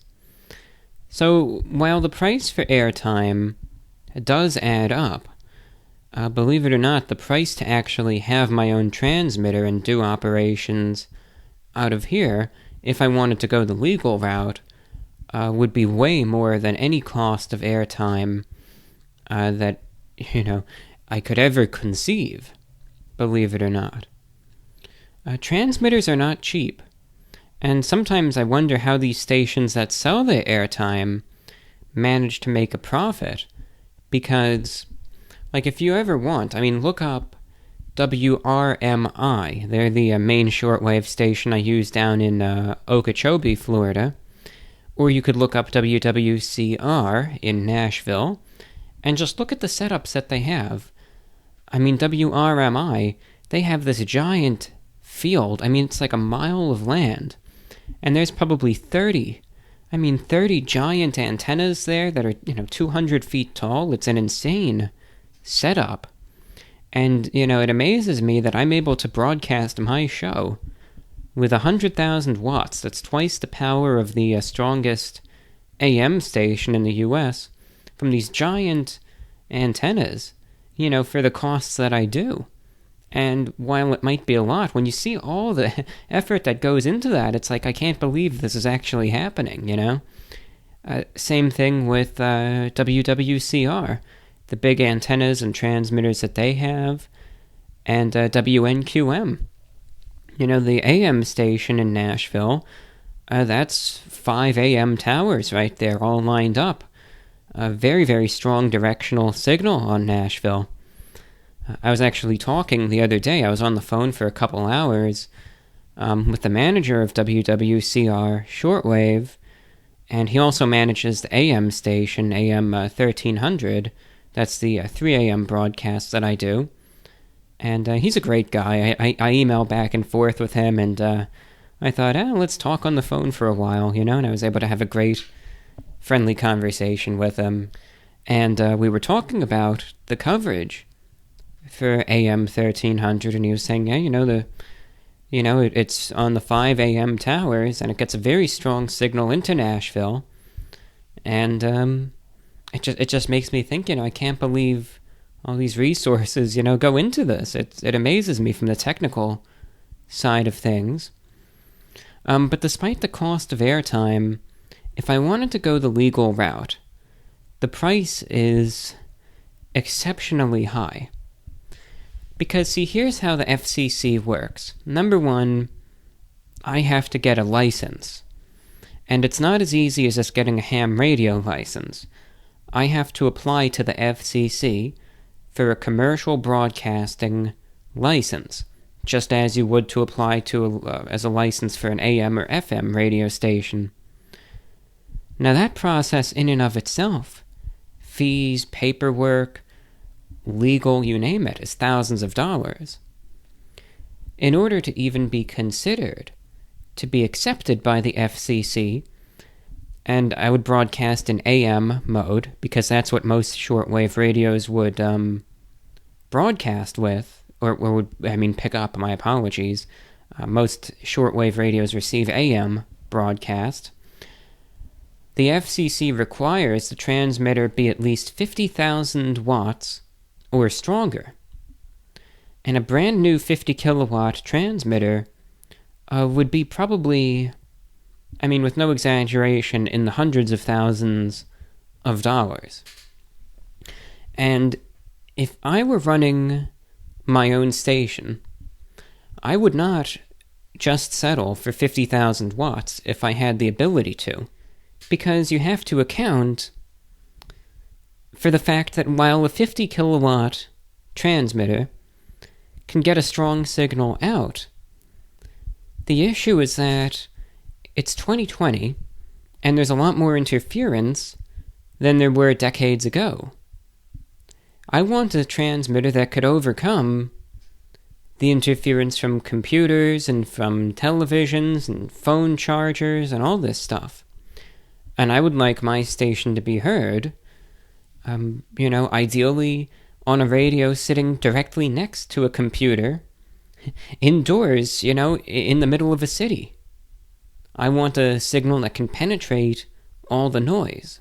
So as a result, that would require, at the very least, doubling the transmitter power to 100,000 watts, and maybe even more. I mean, if I had the ability, I would go for at least 250,000 watts, maybe 300, maybe even 500,000 watts. I would not hold back in terms of power. Whatever the maximum I could afford would be, that's what I would go with. But when you start getting to that, now you're talking millions of dollars. Then you have to go ahead and you have to establish the antenna, which has to also have certain specificities, at least tens of thousands, more, maybe hundreds of thousands. I know the big 500 kilowatt station in Maine that was just established, one single part for the antenna was $70,000. So that goes to show the costs that go into this. Then I would have to set up the various licensing fees, the studio equipment, monthly payments, you name it, electric bills. And electric bills would, again, probably end up being at least in the 5-figure range. I mean, I might be paying $30,000, $40,000 a month in that. So, you're talking this money pit of millions of dollars, and then how many listeners will you be reaching?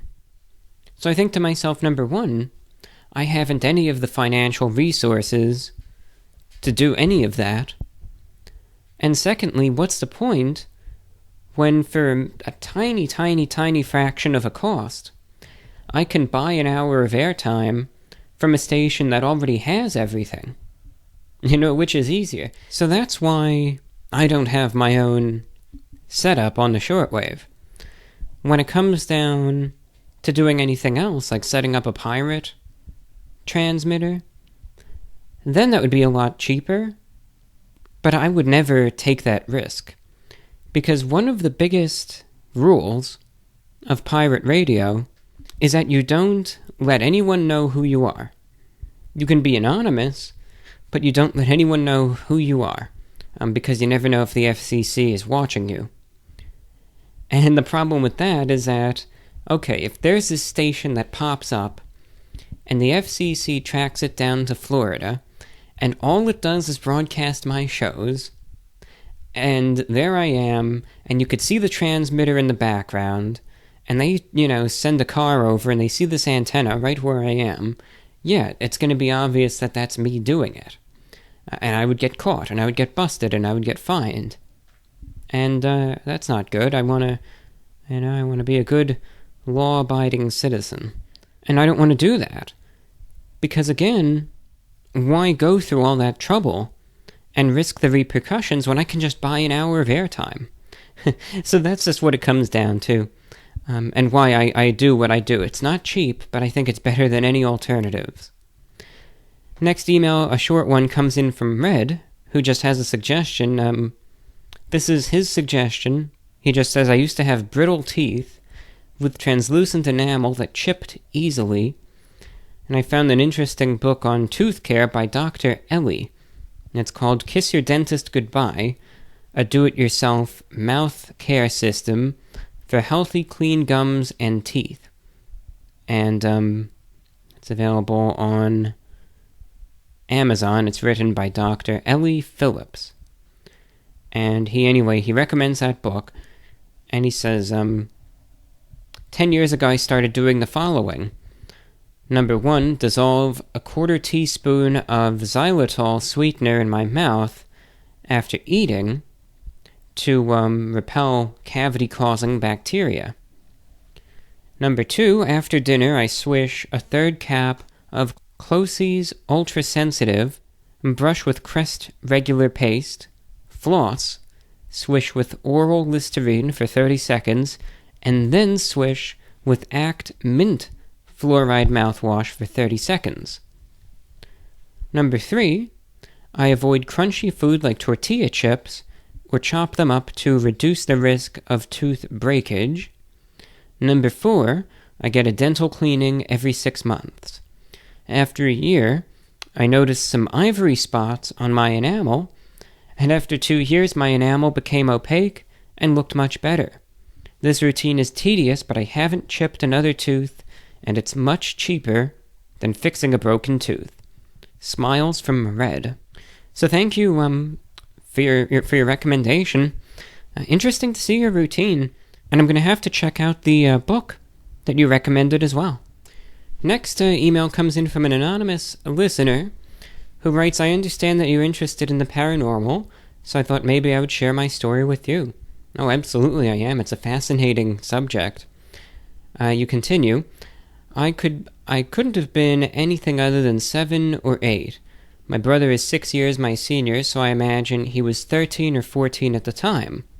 He was chasing me around the house, so we were just playing, and as I ran from him, I found myself at the entrance of the basement.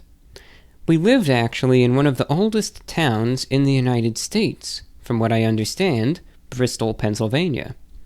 As I looked down the basement steps into the darkness, I saw what was an outline of someone hanging from a noose. That's just what I saw. No details, but just an outline. Come to find out, when I was a little bit older, my grandfather hung himself on that very property. I did have a very creative imagination, as my dad got me into horror movies at a very early age, but I wasn't exactly visualizing people hanging every day. This was a one-time thing, and it turned out to be relevant to something that actually did happen on that very property. Bristol, Pennsylvania actually has quite the haunted history, whether it be ghosts who dwell at King George Inn, or the spirits who lurked in the attic of Charlie Carp's pub and restaurant. That's my 2 cents on the matter. Report of the week. Keep pumping out the quality content, and all the best to you and your family. Well, thank you for your kind words and sharing your experience as well. What's really interesting to me when I hear your experience is the fact that, I mean, number one, obviously, again, you were young, you were just a kid. And, that's obviously a very serious thing to see, especially at such a young age. And like you said, you might have been imaginative, but you weren't actively going around imagining these sorts of sights. So what's really interesting to me is that you mention, of course, the sad history with your grandfather on that property, and then the fact that you saw what you saw at almost that same location. It's just interesting. Could it have been just a trick of the eye? That's possible. But I mean, who's to say? What if the energy somehow did, carry over one way or another? I just think that's interesting experience, no matter what it plays down to. That's why I can't get enough of these paranormal type experiences, because there's so much to it. And in the end, you can interpret it so many ways. You can say, well, was it just the light playing tricks on me? Was it my mind kind of running amok, so to speak? Or is there more to this? There's so much that we really don't know that it's just fascinating. So thank you for sharing your experience. Paranormal experiences are always, they're fascinating, and if I get enough requests for it, I don't want to be too much of a copycat, but if anyone wants me to do a kind of Halloween-themed paranormal type show, I'll do one. It was a lot of fun last year, and there was a lot of interest in it, so we'll see. But thank you for sharing your experience. Finally, we've got an email coming in from Garrett in Michigan, and I'm sorry I wasn't able to get to this more recently, but I do appreciate that you kind of send another email metaphorically bumping this back up, because it certainly brought it to my attention, and we're getting to it now, right? Better late than never. You write, "Hey Reviewbrah, I'm finally submitting this to you after quite some time procrastinating." And no worries, look, I procrastinated on this, so to speak, so all is good. I have this idea or theory that I think you'll find at least mildly interesting or entertaining, and I want to know your thoughts on such a topic. So it's unanimously agreed upon that chimps are currently in the Stone Age, meaning they use tools to accomplish certain tasks. They are intellectually and technologically evolving right before our very eyes. Now, I'm sure it's reasonable to say that by the time chimpanzees evolve to be as advanced as we humans are right now, the humans will have evolved and advanced enough to have already left Earth and inhabited or colonized another planet. Humans would have been thought as aliens to chimpanzees or whatever they evolve into, despite us being genetically related. My question for you, however, is what do you think about the possibility of an extraterrestrial life form somewhere out there that we humans also share DNA with, much like what I just described between us and chimpanzees? It's one of those weird thoughts that have been consistent with me. I'm excited to hear your feedback on it from Garrett in Michigan. Now, it's interesting, Garrett, that you bring this up because, it's actually very, very timely.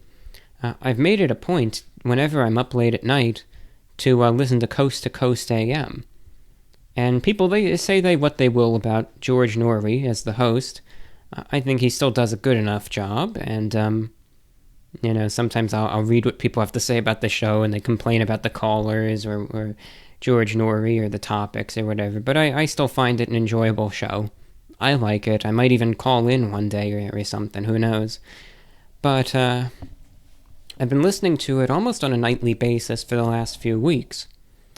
And the other night, I was listening to Coast AM, and they had this guest on who was talking about Mars, and he was mentioning that he believed that there were pyramid-like structures on Mars to his observations, and he was trying to draw parallels between those versus the pyramids in ancient Egypt and the pyramids in Central America. And what he was hypothesizing is that long, long ago, when Mars was likely more habitable than it currently is, that there was an alien civilization that lived on it, and due to the changing nature of the planet, they had to vacate, and at least a number of that life form moved to Earth, and, that's how humanity came about.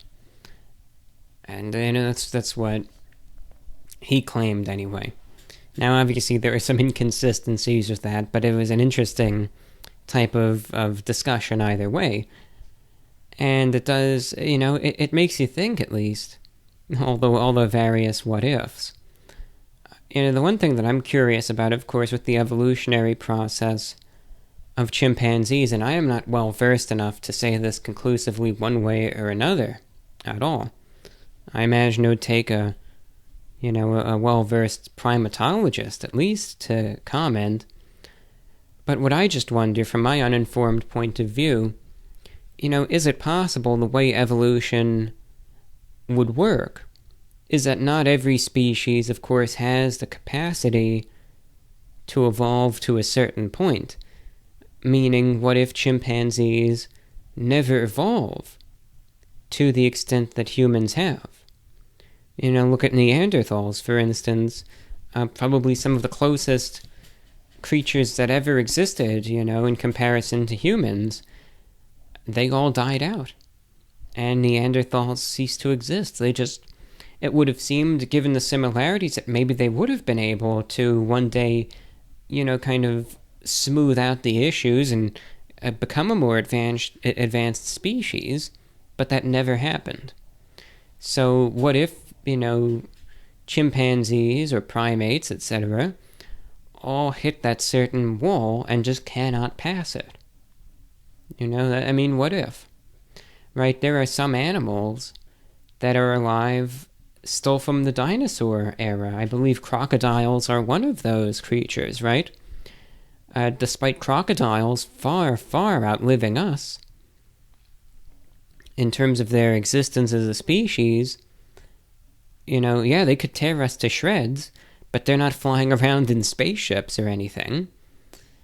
So that's just the one thing that I wonder. But let's say that your hypothesis holds water, and let's say that, all right, what if that is the case? Then that is interesting to think about. Although, one thing that I would wonder is if we were, let's say, created by a non-divine entity, that being, let's say, aliens, etc., a different species, or at the very least that we would be related to some sort of, if not created, then we would be related to, let's say, another extraterrestrial civilization, then one would wonder, well, would they ever, they would have been aware of us. So if they are that advanced, would they ever come back and visit? Now, maybe they have. Who's to say? Maybe that's what some of the UFO sightings would actually be. They're kind of, maybe they don't want to make direct contact, but they're kind of scouting us out. That's a possibility, right? So that is interesting. Or, maybe they were far more advanced, but something happened and they met their fate. And they ceased to exist. One interesting movie that doesn't quite explain, it's not quite your hypothesis, but you probably have seen it, is, of course, the movie Prometheus, right, from a couple years ago. I remember I actually saw that in the theaters. And, that has its gross scenes, whatever, they have to throw that crap in all those films. But the premise was interesting, right? Exploring where we came from, and it turns out humanity was created by another species. And we go to visit them. And again, not giving anything away, aside from the extremely predictable, but when we do that, things don't really turn out all too well. But that's just an interesting premise. It's interesting to think about this, and, well, various origins or all of that stuff. It's just interesting. Very interesting. Food for thought, whether you believe it or not. It's just, I always like just putting these different thoughts to the test and just seeing what comes of them. It's just a lot of fun. I always like to consider them thought exercises. It's just interesting. So thank you, Garrett, for writing in. And with that, that's all that we have for you in today's broadcast. Remember, any feedback is welcome at VORWINFO@gmail.com. And with that, to everyone out there listening in, until the next show, please be safe out there, be healthy. To all of our listeners on the West Coast, please be safe with those wildfires. They are merciless, and they're incredibly destructive. And heed the advice of your local officials. This is your life we're talking about. Take it seriously. Be safe, everyone, and do take care. This is VORW signing off for now.